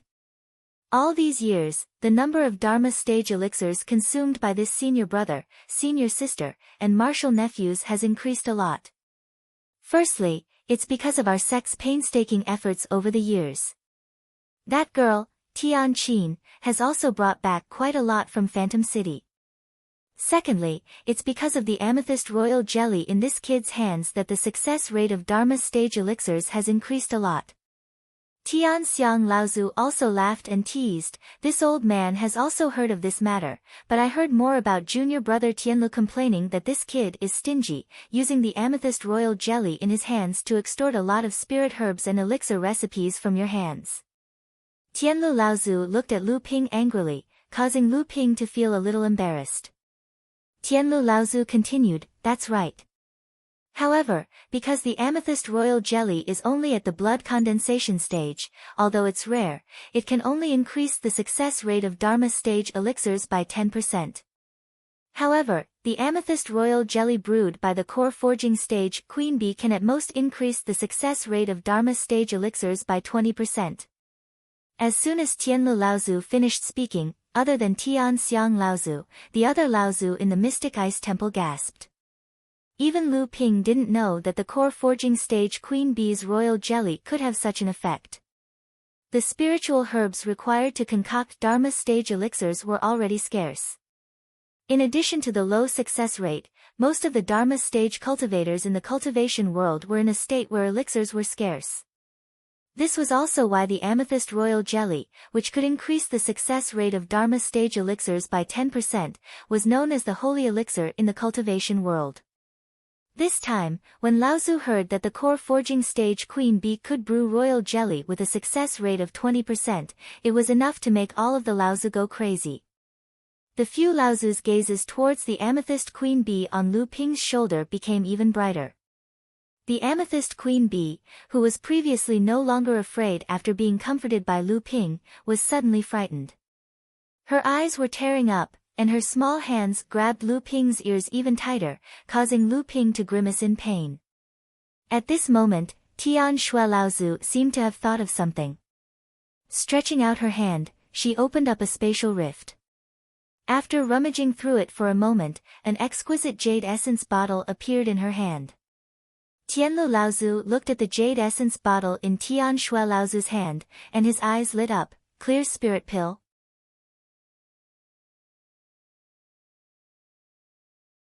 Senior sister, this junior brother has been asking you for this for over 100 years, and you were unwilling to give me a single pill. Now, you're willing to take it out. Tian Shui Laozu rolled her eyes at Tianlu Laozu. These 3 clear spirit pills were given to me by a Taoist from the Spirit Beast sect when I was roaming the Central Plains. This Taoist gave me these 3 clear spirit pills before we parted. Every single one of these 3 clear spirit pills are exceptionally precious. Your junior brother Tianlu doesn't have any precious spiritual beasts with him, so it's fine if he wants them to look at them. However, if you take them, you will definitely try to imitate them. Furthermore, there's a high chance that you won't be able to imitate them. You'll just be wasting a clear spirit pill. Tianlu Laozu smiled awkwardly. At the very least, I'll be able to know the composition of the clear spirit pill, right? This sentence undoubtedly admitted that it was extremely difficult to imitate such a miraculous pill. Lu Ping had heard of the Spirit Beast sect before. This sect was equivalent to a large sect in the Central Plains. However, the traces of this sect in the Central Plains were extremely elusive. This was because this sect had quite a huge controversy among both humans and demons. Hence, the cultivators from this sect rarely revealed themselves in the cultivation world. However, the moment they did, they would definitely be the strongest of their generation. Very few people would dare to look down on them. The clear spirit pill was the exclusive secret medicine of the Spirit Beast sect. It was a miraculous pill that was no less beneficial to the demon race than the clear spirit wood. It was also one of the reasons why the experts of the demon race had a love-hate relationship with this sect. To the Spirit Beast sect, the clear spirit pill was similar to the spiritual forging pill to the Fei Ling sect. Tian Shui Laozu poured out a golden pill the size of a grape from the jade essence bottle and placed it on her palm. She smiled at Zilan, who was hiding on Lu Ping's shoulder, but her attention was already attracted by the pill in Tian Shui Laozu's palm. My good daughter, come here. Grandma will give you something delicious. Lu Ping could feel the current amethyst queen bee Zilan's emotions. That clear spirit pill had given her an unlimited amount of temptation. However, the tyrannical aura from the owner of the clear spirit pill had caused this queen to be extremely afraid. She could only look towards Lu Ping for help. Lu Ping smiled at the queen bee and sent her a message with his divine sense. Go. He said, go. Zilan hesitated for a moment. She first circled around Lu Ping's head once before flying off in the direction of Heavenly Snow Grand Ancestor, looking back 3 times with every step she took. It was as if she was afraid that she would never see Lu Ping again. Only when she arrived in front of Tian Shui Laozu, Zilan carefully stood on top of Tian Shui Laozu's palm and looked at it. Only then did she pick up the clear spirit pill with both her hands. She placed it under her nose and sniffed it. An intoxicated expression appeared on her face as she smiled sweetly at Tian Shui Laozu. Thank you, Grandma. Finished speaking, she held on to the clear spirit pill and quickly flew back to Lu Ping. When Tianlu Laozu saw how easily Lu Ping obtained the clear spirit pill, his expression couldn't help but become gloomy. Thus, he said, Brat, for this queen bee to be able to advance into the core forging realm, you must have had a fortuitous encounter. That clear spirit pill isn't that easy to obtain. Quickly take out some of your royal jelly. Furthermore, this queen bee's cultivation has already reached the peak of the first layer of the core forging realm. You must have some royal jelly brewed by this queen bee after she advanced into the core forging realm. Don't take out royal jelly from the blood condensation realm to fool the old man. When Lu Ping heard this, he knew that Tianlu Laozu probably didn't know the difference between the royal jelly brewed in the core forging realm and the royal jelly brewed in the blood condensation realm. Thus, he took out 3 jade bottles from his storage ring and handed them over to Tianlu Laozu. When Tianlu Laozu saw that Lu Ping had actually taken out 3 bottles of royal jelly, he was immediately overjoyed. Aha! 3 bottles of royal jelly. Brat, why are you so generous this time? Don't tell me you're planning something again. Senior sister Tian Shui gave that bee a clear spirit pill. That thing's effect on the demon clan is no less than a spirit forging pill. After your amethyst bee queen advances to the core forging stage, I'm afraid that it will be difficult for them to progress any further. With this clear spirit pill, things will be different. So, it's best for you to be careful. As Tianlu Laozu spoke, he opened the bottle of royal jelly in his hand. He couldn't wait to know the difference between the royal jelly brewed by the royal jelly brewed by the royal jelly of the blood condensation realm and the royal jelly of the core forging realm. However, after opening the first bottle, Tianlu Laozu frowned. He immediately opened the second bottle and looked at Lu Ping before opening the third bottle.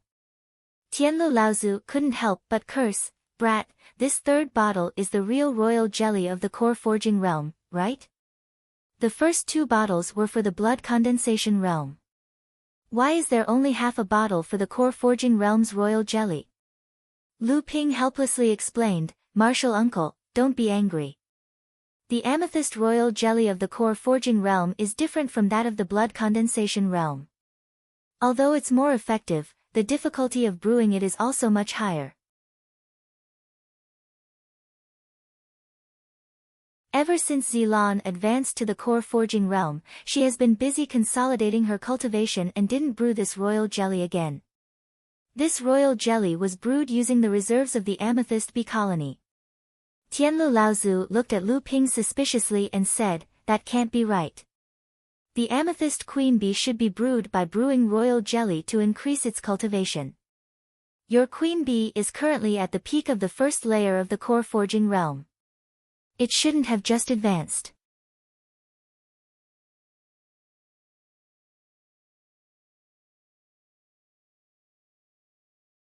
Chapter 610. Lu Ping had no choice but to explain the situation in the secret place, but he concealed the matter about Long Huai. Finally, he said, "Once the spiritual herbs in the sea of flowers leave the soil, they immediately turn into ashes. I had no choice but to let Zilan collect as much nectar as possible." After Zilan knew that the sea of spiritual herbs could no longer be returned, she commanded the bees to stimulate their potential, almost risking the collapse of her cultivation to continuously collect the nectar. In the next few years, in addition to recovering from her injuries, she also used the amethyst queen bee collected during that time to brew the royal jelly. Only then was her cultivation promoted to the peak of the first layer of the core forging realm. Although the Laozu had already known the news of the secret place in the fallen archipelago, this time when they heard Lu Ping's personal experience, they were still shocked by the scene. A boundless sea of spiritual flowers. Fornax Laozu's face was full of yearning. "It's a pity that we can't collect them, it's really strange." Celestial Phenomenon Laozu smiled slightly and said, "How can we study the wonders of this world? It's not surprising that there is such a wonderful place." Even so, the Jinling Laozu still sighed endlessly. Lu Ping saw that the matter of the royal jelly was over, so he smiled at Fornax Laozu and said, "Martial uncle, I can give you the bee swarm disciples, but it's best not to expose the matter of Zilan to the Laozu of the various sections." Fornax Laozu coldly snorted and said, "Boy, the old man knows more about this matter than you do. This group of amethyst bees has made the old ghosts of the various sects envious. If they know that the old man has a purple crystal queen bee at the core forging realm, I'm afraid that the various sects will be so jealous that they will plot to kill the old man. However, Lu Ping immediately felt that it was a little strange, so he asked, Martial Granduncle, are the sects just going to let our sect use the amethyst bees to collect the nectar for the ice attribute's spirit flower? Fornax Laozu smiled, of course it's not that simple. Whether it's the nectar or the royal jelly, I, Jinling, will only get 30%. The rest will be left for the other sections. However, your 2 bottles of blood condensation royal jelly came at the right time. I'll give one to them when the time comes. Lu Ping suddenly smiled slyly and said, Martial Granduncle, since this swarm of bees belongs to this disciple, shouldn't this disciple also have a share of the ice spirit nectar? Not much, just 10% will do. Fornax Laozu flew into a rage and said, get lost, don't even think about it. Who knows how much amethyst honey you have right now? I heard that Tianling, Tianlin, and their little girls use amethyst honey to make tea every day. You still want to come here and share a cup with the old man? Lu Ping smiled embarrassedly, but in his heart, he was cursing incessantly. Which one of the Laozu present here didn't receive his filial piety? However, Lu Tianling was his teacher, Jiang Tianlin was his grandmaster, and they were all stationed at Huangli Island all year round. In addition, Jiang Xianxian was his junior sister, so naturally, his filial piety was a little more than the others. However, Lu Ping quickly put away his embarrassment and once again smiled at Fornax Laozu and said, Martial Granduncle, this disciple plans to concoct elixirs for a period of time.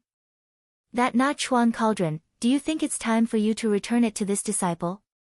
In the past, Lu Ping had made it clear to Fornax Laozu and Tianjiang Laozu that when he had the strength of an alchemy grandmaster, he would return the Na Chuan cauldron to Lu Ping.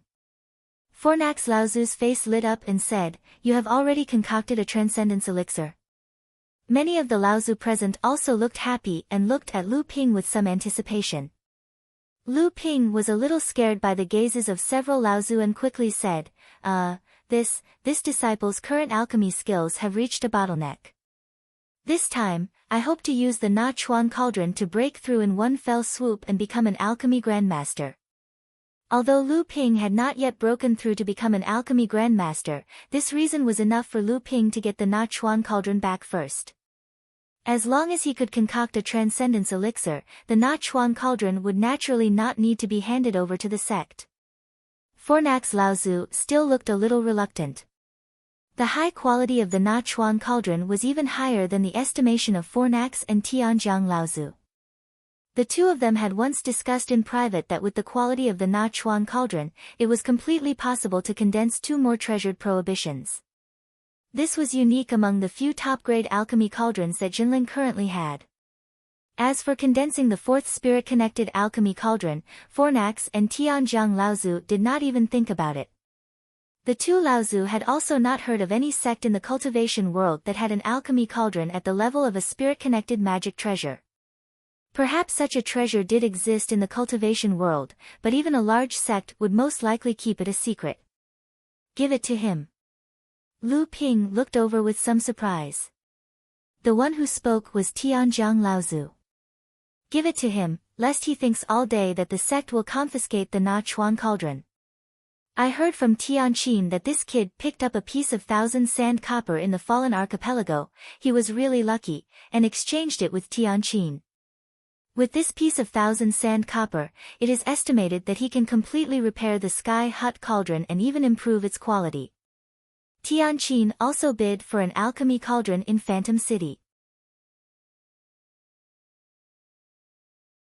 I have seen that treasure prohibitions before, and it is most suitable for the characteristics of the Sky Hut cauldron. In this way, there is a 70% chance that the Sky Hut cauldron can be upgraded to a magic treasure. In this way, the Na Chuan cauldron can be freed up. Besides, once this kid becomes an alchemy grandmaster, the Na Chuan cauldron will be the same no matter who has it. Fornax Laozu nodded when he heard this, and a small cauldron suddenly appeared in his hand. He said in a muffled voice, Kid, your alchemy cauldron, take it. The Na Chuan cauldron is now a magic treasure alchemy cauldron. You've made a profit, but don't forget to return the Lin Chuan cauldron. Lu Ping happily received the Na Chuan cauldron that he had not seen for a long time, and then handed the top-grade alchemy cauldron that he had been carrying with him all these years to the annoyed Fornax Laozu. Lu Ping was about to get up and say goodbye to Laozu when Fornax Laozu said, "The spiritual fire in your hand should still be the Eastern Purple Chi flame. Originally, the spiritual fire of heaven and earth can be used to refine any kind of elixir, but if you want to refine Dharma stage elixirs, a mid-grade earth-level spiritual fire is still a bit low." After saying that, Fornax Laozu stretched out his left index finger and an orange flame suddenly ignited at the tip of his finger. Fornax Laozu said, "This flame is a low-grade heaven-level starry sky flame. It is the spiritual fire that the old man uses for daily alchemy. You can take it out and use it first. After the alchemy is completed, you can return it to the old man." Lu Ping looked at the starry sky flame. Although he was very willing in his heart, he had to say, even if this disciple used Martial Uncle's starry sky flame to refine the Dharma elixir, this starry sky flame does not belong to this disciple. It is better to use this disciple's own spiritual fire to refine it. After Lu Ping finished speaking, a red flame also rose in his hand. It was the high-grade earth-level red spiritual flame that Yan Wujiu had given him in the East Sea. Fornax Laozu snorted and said, "When did another high-grade earth-level red spiritual flame appear?" Tian Xiang Laozu's expression changed and said, "Red spiritual flame? Where did you get this flame from? Did you get the consent of the East Sea Fire Phoenix race?" Lu Ping sighed inwardly at Tian Xiang Laozu's experience and knowledge. So he replied, "This disciple was acquainted with Yan Wujiu, an alchemy grandmaster of the Fire Phoenix race in the East Sea. This red spiritual flame was given to this disciple by him. However, at that time, he had a junior by his side, who was also an alchemy grandmaster. This disciple gave the Eastern Purple Chi flame to this junior in exchange." Tian Xiang Laozu nodded and said, "Oh, that's all right. Yan Wujiu is considered a genius among the demon cultivators of his generation.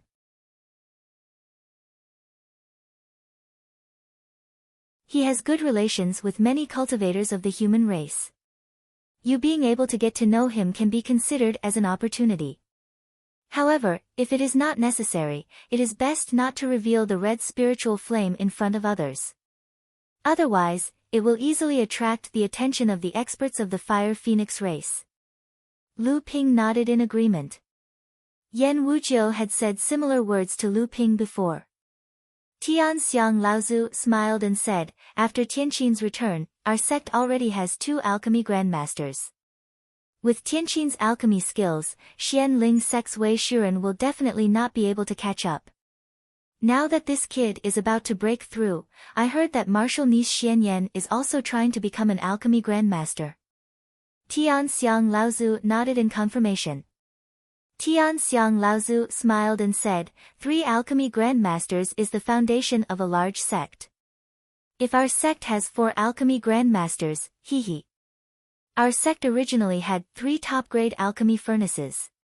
Among them, the Sky Hut Cauldron was damaged. Now, the Sky Hut Cauldron is about to be repaired, and it also has the potential to become a magical treasure. In addition to this Na Chuan cauldron and the top-grade alchemy furnace that martial niece Tianqin obtained in the East Sea, Xian Ling sect will never be able to catch up with us.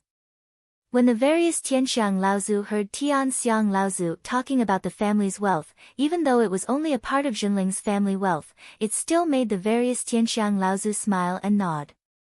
After a few years, Lu Ping once again put the Na Chuan cauldron back into the space in his heart core.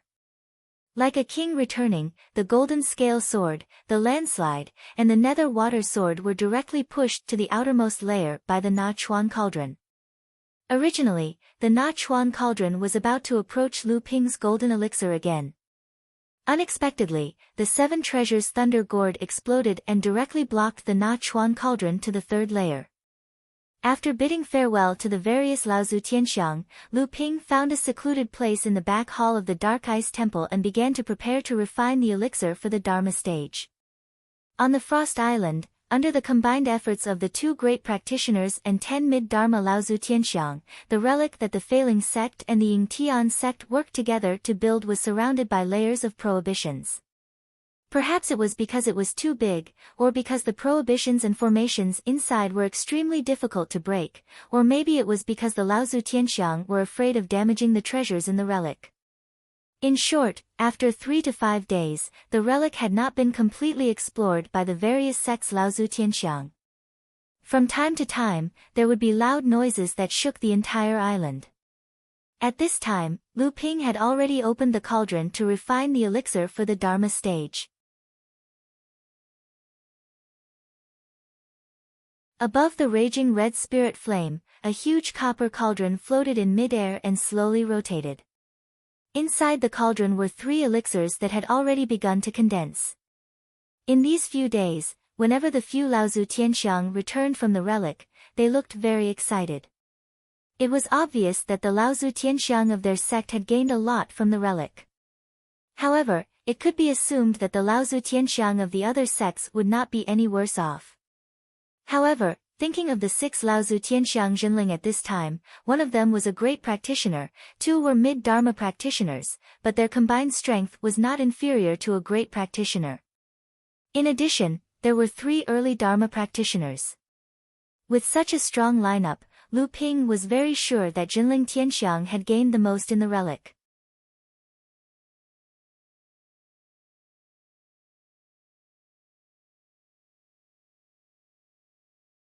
Chapter 611.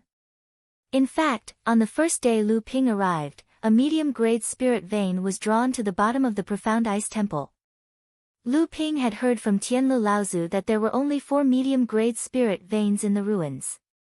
It was impossible for each sect to divide the 4 spirit veins evenly.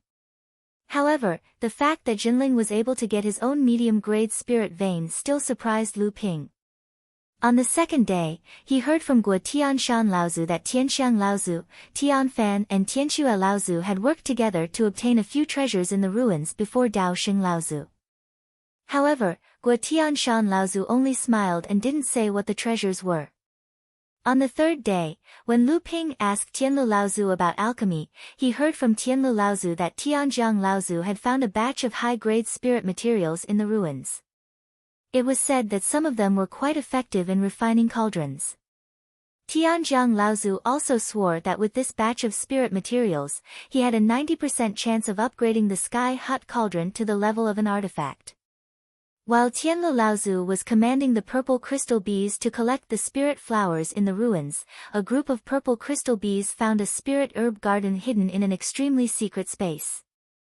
Tianlu Laozu didn't make it public. He called Guo Tianshan Laozu over when no one was paying attention and commanded a small group of bees to collect honey from the garden. After harvesting the nectar, he ordered ancestor Guo Tianshan to harvest all the high-quality spiritual herbs in the space as soon as possible. On the 4th day, Jiang Tianlin Laozu, who was guarding the sect with Master Lu Tianling, arrived at Frost Island. Jinling was called the new formation master of the North Sea cultivation world, spiritual master Xianchen.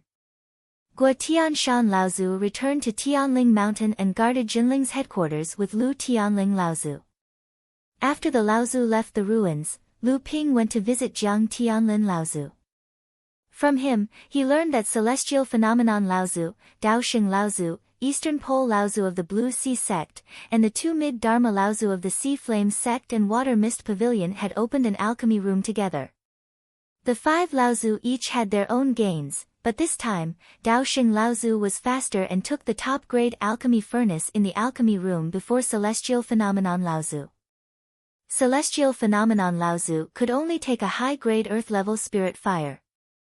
However, a third of the jade scrolls and books in the alchemy room were swept away by Celestial Phenomenon Laozu. The rest of the jade scrolls, pills, and spirit herbs were taken by the other Laozu. At the same time, Tianfan, Tianxue Laozu, Shou Laozu of the Chongming sect, and Yujian Laozu of the Yujian sect worked together to open a secret chamber. Within it, they discovered a batch of treasures. It was said that there were some spiritual items and strange items, but their grades were not too high. On the 5th day, Jiang Tianlin Laozu's opportunity arrived. With the help of Reverend Xianchen, they unlocked a secret array. Jiang Tianlin Laozu found 3 boxes within the array, but he had no idea what was inside the boxes. After that, under the joint efforts of a few array formation grandmasters and array formation grandmasters, the various sects Laozu worked together to open the central hall of the ruins. Once again, the Jinling cultivator took the lead.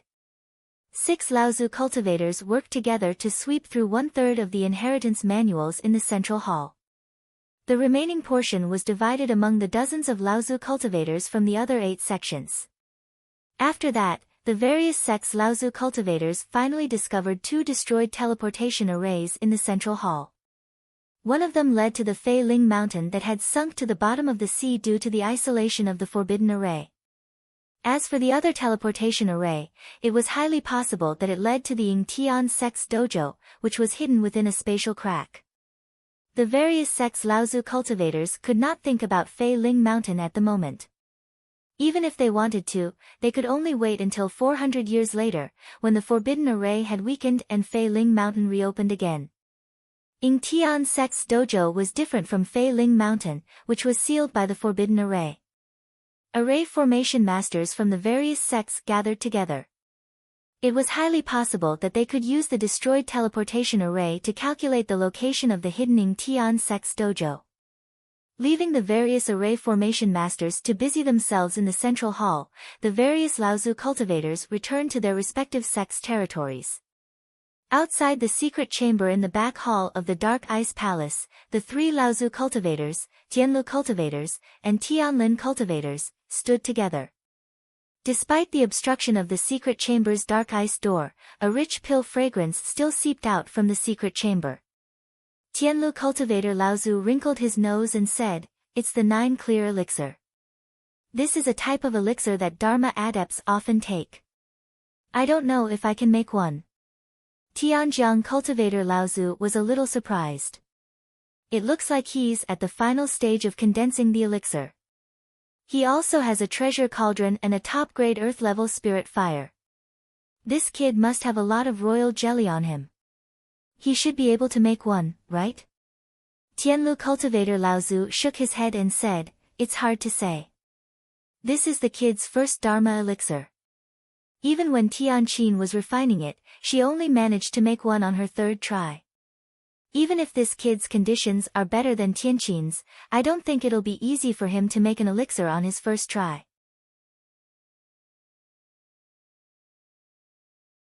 Jiang Tianlin originally wanted to say something, but after hearing Tianlu cultivator Laozu's words, he just smiled faintly and said, "Uncle Masters, let's wait and see the final result. It looks like the elixir is about to be made." The 3 of them stood outside the secret chamber and waited. At this time, the temperature in the secret chamber was getting higher and higher. Although the Dark Ice Palace was the core of the Dark Ice Array and was protected by the array, under the roasting of the red spirit fire, there were still signs of melting. Water had already begun to flow out of the ground. In the secret chamber, Lu Ping's eyes were staring at the Na Chuan cauldron that was spinning faster and faster in the air. Originally, when Lu Ping used the spirit fire smelting purification technique, he only wanted to keep 1 elixir to enter the final stage of condensing the elixir. Unexpectedly, when Lu Ping was purifying, he used the spirit explosion technique and exploded 3 top-grade spirit stones in a row. After his divine thoughts entered the cauldron, Lu Ping suddenly realized that after his divine thoughts were focused on 1 elixir, he still had spare energy to pay attention to another elixir. After Lu Ping weighed the pros and cons, he was finally driven by a little greed and vanity in his heart. The rest of his divine thoughts circled in the cauldron and quickly wrapped around another elixir. As for the 3rd elixir, it was directly abandoned by Lu Ping, and it exploded into a ball of spirit qi in the cauldron. At this time, it was already the final stage of condensing the elixir. With Lu Ping's divine thoughts cultivation, which was no less than that of an early Dharma adept, he could barely control the 2 elixirs. However, at this time, the fire in the cauldron seemed to be a little unstable. At this time, Lu Ping did not have a trace of panic in his heart. This kind of loss of control of the fire when refining elixirs for the Dharma stage was already commendable for Lu Ping to be able to persist until now when this situation occurred when he was refining elixirs for the Dharma stage. At this time, Lu Ping could not care about anything else. He flipped his left palm and a jade bottle appeared in his hand. 2 drops of royal jelly brewed by the purple crystal queen bee after she advanced to the core forging stage were popped out of the jade bottle and fell into the cauldron. Under the guidance of Lu Ping's divine thoughts, it quickly merged with the 2 elixirs. Although the unstable fire caused the rotating Nachuan cauldron to tremble from time to time, at this time, with the help of the royal jelly, Lu Ping's divine thoughts were still able to firmly control the 2 elixirs and wait for the last moment of the cauldron's opening. In the secret chamber, the joy on Lu Ping's face became more and more intense. Seeing that the cauldron had opened to the last moment, the 2 9 clear elixirs were formed at this time. To an alchemist like Lu Ping was naturally very clear what it meant. Lu Ping stretched out his hand and shook it. The lid of the Nachuan cauldron flew up, and a thick wave of spirit qi, along with a wave of fire, spewed out from the Nachuan cauldron. In this wave of air, the 2 silver-white elixirs each let out a clear whistle and crashed into the walls on both sides of the secret chamber. Lu Ping laughed, and the water vapor in the black ice secret chamber was pointed by Lu Ping's spell. Clouds of mist weaved into a net in the secret chamber, covering the 2 elixirs layer by layer. Lu Ping took out the jade essence bottle that he had already prepared and was about to put away the 2 9 clear elixirs. Unexpectedly, there was a loud explosion, and a red flame suddenly spread out from the bottom of the Nachuan cauldron. Oh no, I actually forgot this step. When the elixirs were out of the cauldron, the alchemist often had to first extinguish or reduce the power of the fire seed, and then began to take back the elixirs. This was to prevent the furnace from exploding after the fire seed was out of control. Not only would the fire seed be destroyed, but the cauldron might also be lost. Even the alchemist who was not strong enough would die. This was also the reason why alchemists above the master level had to first set up restrictions in the alchemy room before refining elixirs.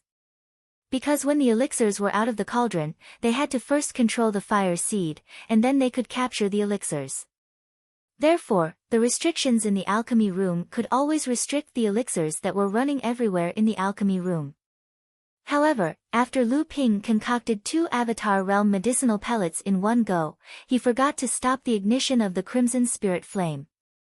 This time, the Crimson Spirit Flame went out of control and was on the verge of exploding. Once the upper-grade Earth-level Red Spirit Flame exploded, even if Lu Ping could avoid it with his current cultivation, and he was not afraid of the quality of the Nachuan cauldron, but if this Red Spirit Flame was destroyed, it would be enough for Lu Ping to die of heartache. Not to mention that the 2 9 clear elixirs that were about to be put away would probably be burned in the fire forever. At this critical moment, Tianlu Laozu, who was outside the secret room, was experienced. He suddenly shouted, "Not good." Under the surprised gazes of Tianjiang Laozu and Tianlin Laozu, he kicked the door of the secret room, which was covered with the restriction of the Xian ice formation, into pieces of ice. A red flame immediately swept out from the open door. Tianlu Laozu whispered, "Good guy." Both of his hands formed a fire separation spell, and in an instant, he separated the red spirit flame that was rushing towards him. Then, a series of Jinling's secret fire manipulation spell was used to quickly suppress the red spirit flame. At this time, in the alchemy room, Lu Ping smiled at the 3 Laozu who came in, and then hurriedly put the 2 9 clear elixirs into the jade bottle under the 3 Laozu's incredulous gazes. Two. Tianlu Laozu stood in a daze, dumbfounded. There are 2 of them. Tianjiang Laozu's face was full of surprise. 2, not bad.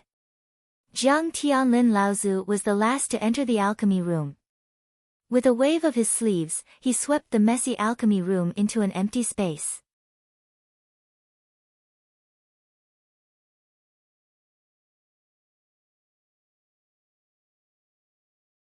Chapter 6:12.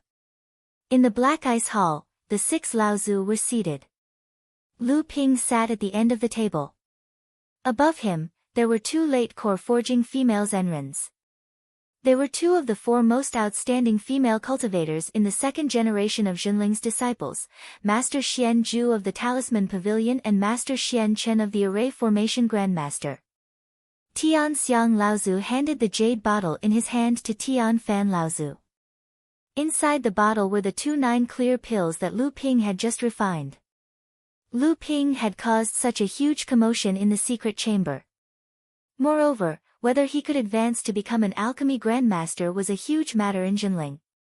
Tian Xiang, Tian Fan and Tian Shui, the 3 Laozu, were not there at the time, but they had been paying attention to the secret chamber that Lu Ping was in. Naturally, they rushed over quickly. Although the few Laozus looked calm, their hearts were already in turmoil. 20% success rate. Was this a joke? Was this really the kid's first time refining a Dharma elixir? Although the few Laozus had their own doubts, the fact that Lu Ping had refined 2 9 clear pills was in their hands. The celestial phenomenon ancestor pondered for a moment and said to the Fornax ancestor beside him, "Brother Fornax, what is the success rate of refining a Dharma form elixir?" Tian Lu Laozu laughed bitterly and said, "The success rate of refining a Dharma elixir is extremely low. Therefore, those who can refine a Dharma elixir can be called an alchemy grandmaster. Normally, if you don't create or modify a special Dharma elixir, you can be considered an alchemy grandmaster if you can achieve a success rate of 30%. Looking at Lu Ping's shocked expression, Tianlu Laozu continued, "If I were to use my sect's top-grade cauldron to refine, the success rate of Dharma stage pills would hover around 30% to 40%. If I were to use a magic cauldron, the success rate could be stabilized at more than 40%. If I were to add in the royal jelly of the core forging stage, the success rate would increase to more than 50%. The few Laozus all sucked in a breath of cold air. Only Lu Ping could not believe it. How could the success rate of a Dharma stage core pill be so low? With Tianlu Laozu's alchemy skills, with the help of various external factors, he could achieve a success rate of 50%. How could the Laozus here be so shocked? Lu Ping clearly remembered the time when he was watching Yan Wujiu refine pills on the East Sea's Soundwave Island. Although he did not know if Yan Wujiu had used external factors in the process, the 5 Dharma stage core pills were real. At that time, when he saw Yan Wujiu's performance, he did not feel that it was as difficult as Tianlu Laozu had said. If Dharma stage core pills were really as difficult as Tianlu Laozu had said, then Yan Wujiu's alchemy skills were clearly far above Tianlu Laozu's. This was why Yan Wujiu had been able to enter the Northern Alliance's Qianyuan Palace and chat freely with the Dharma stage alchemist, Hongye Laozu, before Yan Wujiu had reached the Dharma stage. Perhaps Tianlu Laozu's question had attracted the other Laozu's interest. Tian Fan Laozu, who was at the side, smiled and said, "Tian Qin is Junior Tianlu's proud disciple. What is her success rate?" Speaking of Tian Qin, Tianlu Laozu's face also revealed a hint of redness. He smiled and said, "This girl did not waste her time in the East Sea all these years. If she had refined it normally, her success rate for Dharma stage core pills could barely reach 30%. However, her control of the fire is still lacking. If she had the Na Chuan cauldron and the core forging stage royal jelly, she could maintain the success rate between 40% to 50%. However, this girl's alchemy skills will surpass mine sooner or later. So if I upgrade the Sky Hut cauldron to a magical weapon, I will hand it over to her." Tian Shui Laozu asked curiously, "Didn't you say that the core forging stage royal jelly can increase the success rate by 20%? Why did I hear from junior brother that it only increased the success rate by 10%? Tianlu Laozu explained, "If only the success rate could be increased by this much." The Amethyst Royal Jelly's benefits for Dharma stage pills would depend on the alchemist's own standards. If Junior Brother's alchemy skills could reach 80% success rate, naturally I would be able to fully utilize 20% of the Royal Jelly's benefits. But with junior brother's current standards, I would only be able to utilize 10% of the royal jelly's benefits. Tian Shui Laozu suddenly understood and said, so this 20% success rate can be said in such a way. As he finished speaking, he glanced at Lu Ping and said, if that's the case, when this brat concocted 2 9 purities pills this time, the royal jelly's benefits would definitely be lesser. Lu Ping chuckled. What Laozu didn't know was that when other alchemists concocted Dharma stage pills, they would usually concoct a full furnace. The number of pills they could concoct would depend on how many pills they could concoct. However, when Lu Ping started concocting the 9 purities pills, he immediately exploded the remaining 7 pills and concentrated on concocting the remaining 3 pills. In the end, he gave up on another pill and only concentrated on concocting the remaining 2 pills. Furthermore, he even added a drop of royal jelly from each pill. That was how he managed to concoct 2 9 purities pills right from the start. Of course, this was also related to Lu Ping's abnormal spiritual will cultivation. It was also the embodiment of Lu Ping's accumulation and growth in alchemy over a long period of time. Lu Ping concocted Dharma stage pills and became the 3rd alchemy grandmaster in Jinling. He had already obtained the recognition of the various Laozu of the sect. Naturally, it was also justifiable for him to wield the Na Chuan cauldron. After concocting the pills, Tian Xiang Laozu continued, the matter of the ruins has come to an end. Yesterday, junior brother Tian Fan, junior sister Tianxue, and I sorted out the things that were brought out from the ruins in the past 5 days. The rewards were truly bountiful, especially the large amount of repair resources that Dharma stage adepts could use. This was undoubtedly a great boost for our sect. When everyone heard Tian Xiang Laozu say this, they were all very excited. Immediately after, Tian Xiang Laozu said, however, after these few days of calculation, the hidden space of the Ying Tian sect's training ground will soon be found by junior nephew Xianchen and the others. After a discussion, the various sects have agreed to each send an early Dharma adept to the Central Plains in secret. After that, they will head north into the northern ice plains to search for the Ying Tian sect's training ground. Spiritual Master Xuanju asked somewhat unhappily, Uncle Master, why can our sect only send 1 Dharma adept? Our sect's strength far exceeds that of the other sections. Even if we can't send 2 Dharma adepts, we should at least send 1 mid-Dharma adept. Tian Shui Laozu giggled and said, you damned girl, you're spouting nonsense. Rather than agreeing to send 1 mid-Dharma adept, why don't the sects agree to send 2 early Dharma adepts? Do you really think that 2 early Dharma Laozu can defeat 1 mid-Laozu? At this moment, Spiritual Master Xianchen said, a few days ago, the various uncle masters specially invited senior brother Jiang and his disciples to Frost Island. I believe that at that time, the various uncle masters had already decided to send senior brother Jiang. Celestial Phenomenon Laozu and the rest all smiled and nodded. Jiang Tianlin's expression was calm. It was obvious that he already knew that he would be heading to Middle-earth in search of the Ying Tian sect. Although our sect will also only send 1 early Dharma adept this time, what disciple Xuanju said just now makes sense. After all, our sect's strength far exceeds that of the other sections. How can we be on equal footing with the other sects? This time, disciple Xianchen and disciple Xiansen will be accompanying disciple Jiang. When you all head to East Sea, you can bring Xian Su along with you to Jingjia Island. This way, our sect will have 4 practitioners going. This is also what the various sects agreed upon earlier. Among the 3 late core forging adepts, other than spiritual master Xianchen who was at the 8th level, the other 2 were at the 9th level. However, spiritual master Xianchen was a master of formations. In terms of exploring, his usefulness was not much lower than that of a Dharma adept. At this moment, Celestial Phenomenon Laozu saw that Lu Ping was sitting below and seemed to want to say something. He smiled and asked, little brat, what do you want to say? Could it be that you want to go to Middle-earth as well? Lu Ping quickly said, that's right. I heard that Middle-earth is vast and rich in resources. It is a paradise for practitioners. Therefore, I also want to go with Uncle Jiang and experience the prosperity of Middle-earth. Prosperity? Middle-earth may not be that prosperous now. Celestial phenomenon. Laozu snorted coldly. He did not give a reason and only said, "You're not allowed."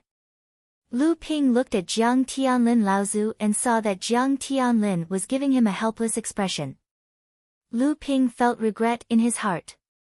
However, he also knew that the current situation in Middle-earth seemed to be very bad. 2 years ago, news came from the East Sea. After 5 years of sailing, the treasured ship of Xiaoyao Pavilion had successfully returned.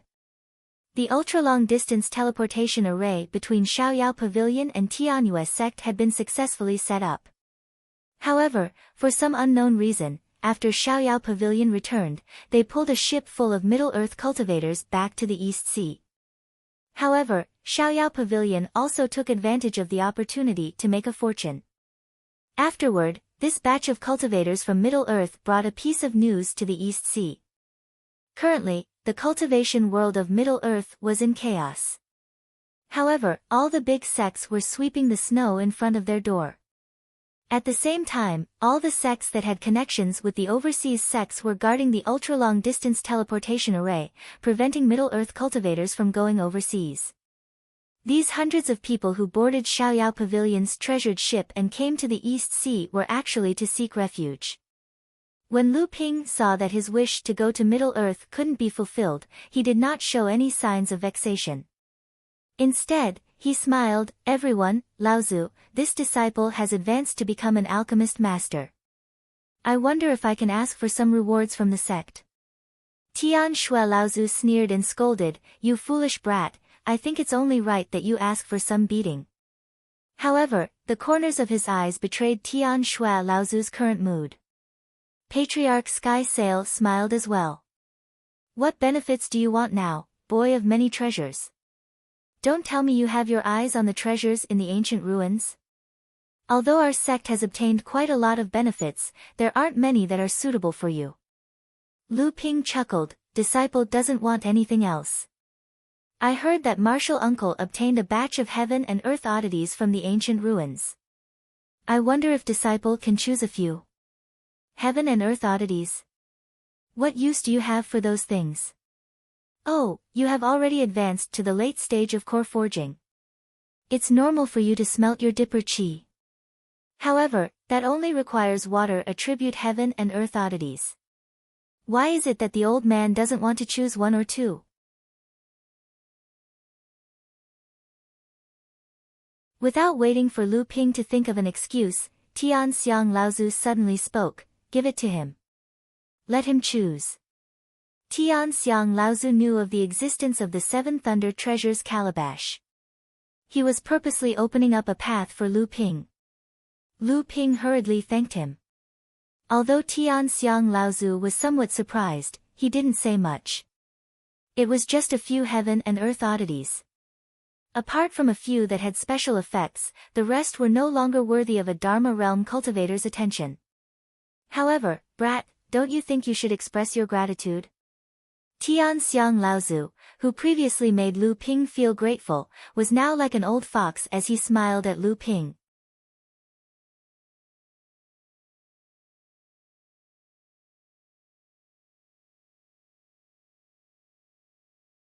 Chapter 613. Lu Ping looked at Celestial Phenomenon Laozu, who was sitting in the seat of honor. He didn't know why the usually dignified Celestial Phenomenon Laozu would reveal such a cunning side in front of a junior like him. However, since the person with the highest status in the Zhenling sect said such words, Lu Ping naturally couldn't remain silent. Just as Lu Ping was thinking about what to take out, the Laozu in the Profound Ice Temple also looked at him with a smile, as if to test him. Only Daoist Xian Zhu and Daoist Xian Chen were surprised to see Lu Ping. They didn't know why the relationship between the Laozu and Lu Ping was so close. When Lu Ping raised his head, he inadvertently glanced at the Laozu sitting in the seat of honor. The expressions on the Laozu's faces immediately entered Lu Ping's eyes. Lu Ping suddenly understood. He rummaged through his storage ring and took out a purple jade slip, saying, "This disciple thought about it and decided to give this minor forging spirit pill to the sect." However, the refinement process of this minor forging spirit pill is quite complicated. The quality of the spirit grass used is only a grade lower than the real spirit forging pill.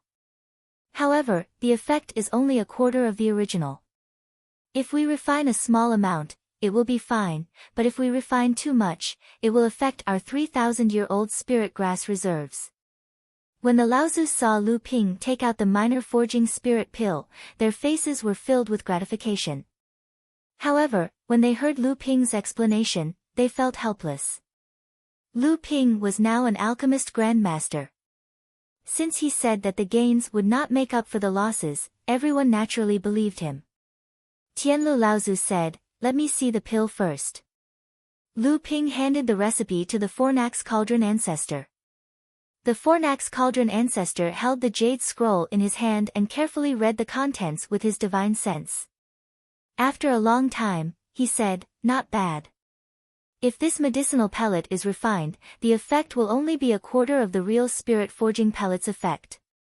But the spirit herbs used are worth 3/4 of the real spirit forging pellet. Although the loss outweighs the gain, for our sect, if we can help the disciples who are just a step away from condensing a 7th-grade golden core to condense a high-grade golden core, it will be worth it even if we waste the spirit herbs." Tianlu Laozu also looked at the jade slip and said, "Brother Tianlu is right. Among our sect's 9th-layer disciples who have yet to condense a golden core, Xian Shu has the highest chance of condensing a 7th-grade golden core. However, it will take another 30 years or even longer. If we have the minor forging spirit pill, then we can save a few decades of time." When Lu Ping heard Taoist Xian Shu's name, he felt a burst of displeasure in his heart. However, he was not someone who did not see the bigger picture, so he only felt uncomfortable in his heart.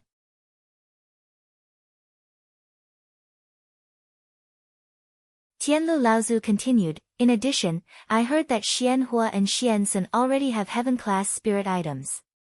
With this minor forging spirit pill, it will save them 50 years of cultivation time. However, Xian Yan, Xian Su, Xian Ju, and Xian Chen are all 8th or 9th layer core forging stage cultivators, but compared to Xian Hua and Xian Sun, your accumulations are a level lower. If you want to condense a 7th-grade golden core, you will have to put in more effort and have more opportunities." Taoist Xian Ju's expression was a bit bitter. However, Taoist Xian Chen, whose cultivation was lower than hers, was much calmer. Taoist Xian Chen did not have much hope of breaking through to the Dharma manifestation stage. Taoist Xian Ju obviously wanted to give it a try, but she herself was not very confident in her cultivation foundation. In fact, Lu Ping wasn't too concerned about the little forging spirit pellets recipe because he had obtained the 100-flower du-du from Long Huai in the Fallen Planet. The effect of this medicinal solution was very similar to the life du-du, but its effect was twice as strong.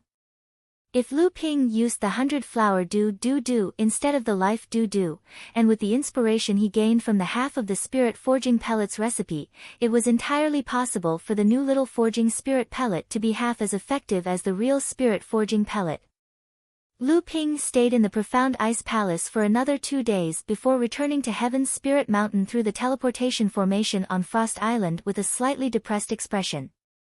Lu Ping originally wanted to take the batch of rare items that Tian Fan Laozu had found in the ruins. However, when Lu Ping excitedly went to the secret room that Tian Fan Laozu had opened in the profound ice palace to store the rare items, something unexpected happened. There were as many as 12 types of heaven and earth treasures in this batch, 17 in total, and Lu Ping recognized most of them. Originally, there were 7 or 8 types of heaven and earth treasures in this batch, but most of them were below mid-grade and low-grade earth rank. Naturally, Lu Ping wouldn't be interested in them. Just as Lu Ping took out the Thunder 7 Treasures calabash from his core space and prepared to swallow the 7 that had yet to be smelted into the calabash, Lu Ping clearly felt a kind of resistance from the Thunder 7 Treasures calabash. Lu Ping looked at the Thunder Gourd in his palm in bewilderment. Once again, he couldn't help but feel that the thunder gourd that was once known as the #1 divine artifact in the cultivation world wasn't something that could be easily forged. Lu Ping sighed helplessly. Just as he was about to put away the Thunder 7 Treasures calabash, the Thunder 7 Treasures calabash floated up by itself and took one of the 12 kinds of rare items that Lu Ping did not recognize into the calabash. Then the thunder calabash began to shake as if it was drunk. Electric sparks constantly emerged from the thunder calabash. Lu Ping hurriedly put the thunder calabash into his core space and used his own Jin Yuan to help the thunder calabash smelt the ice attribute rare item. Looking at the remaining 11 types of mystical items, Lu Ping thought for a moment. Since Tian Myriad Ancestor had already said that he could choose freely, he picked an ice elemental mystical item for Lu Linger, 3 water elemental mystical items for Lu Hai and Lu Dague, 1 wind elemental mystical item for Lu Bai, and 2 earth elemental mystical items for De Bao. Looking at the remaining 9 kinds of rare items, Lu Ping chose a wood attribute rare item from them. This was to be given to Hu Lily to refine her protective aura qi. Just as Lu Ping was about to go out, he suddenly thought of something. He turned around and took the only mid-grade Earth Step Wind attribute rare item from the 9 Heaven and Earth Spirit items. This was prepared for Lu Bai to advance to the middle stage core forging realm in the future. Lu Linger already had the mid-grade Earth Step Ice attribute rare item from Ao Wushuang. Lu Hai had 3 Azure Billow Water. Although it was only low-grade Earth Step, the 3 were fused well.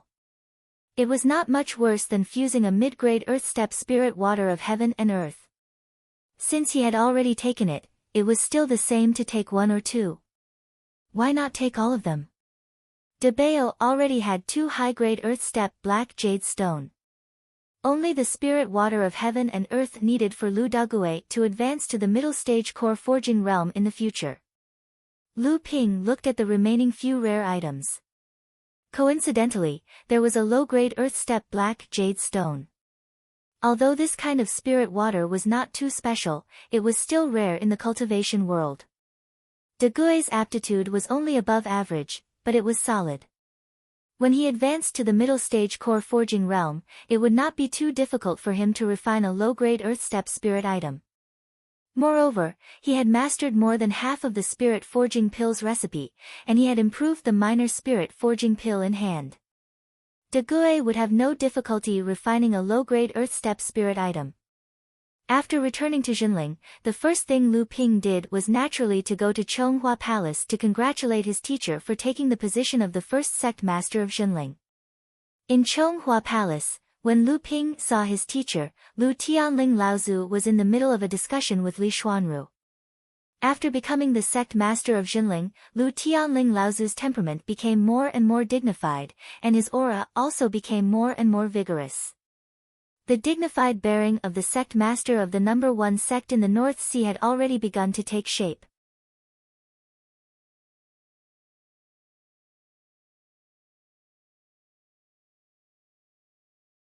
It seemed that teacher did have a lot of power as the sect master. As a disciple, he was the first to enjoy the benefits. It seemed that he would have to follow teacher's path in the future. You're tuning into the Blissful Bookshelf YouTube channel. We're so grateful for your support, and don't forget to subscribe to join us on this incredible journey through captivating stories. Your generosity through donations truly makes a world of difference, as it's the primary source of revenue that allows me to expand and enhance this channel for you. Thank you from the bottom of my heart for being a part of this adventure.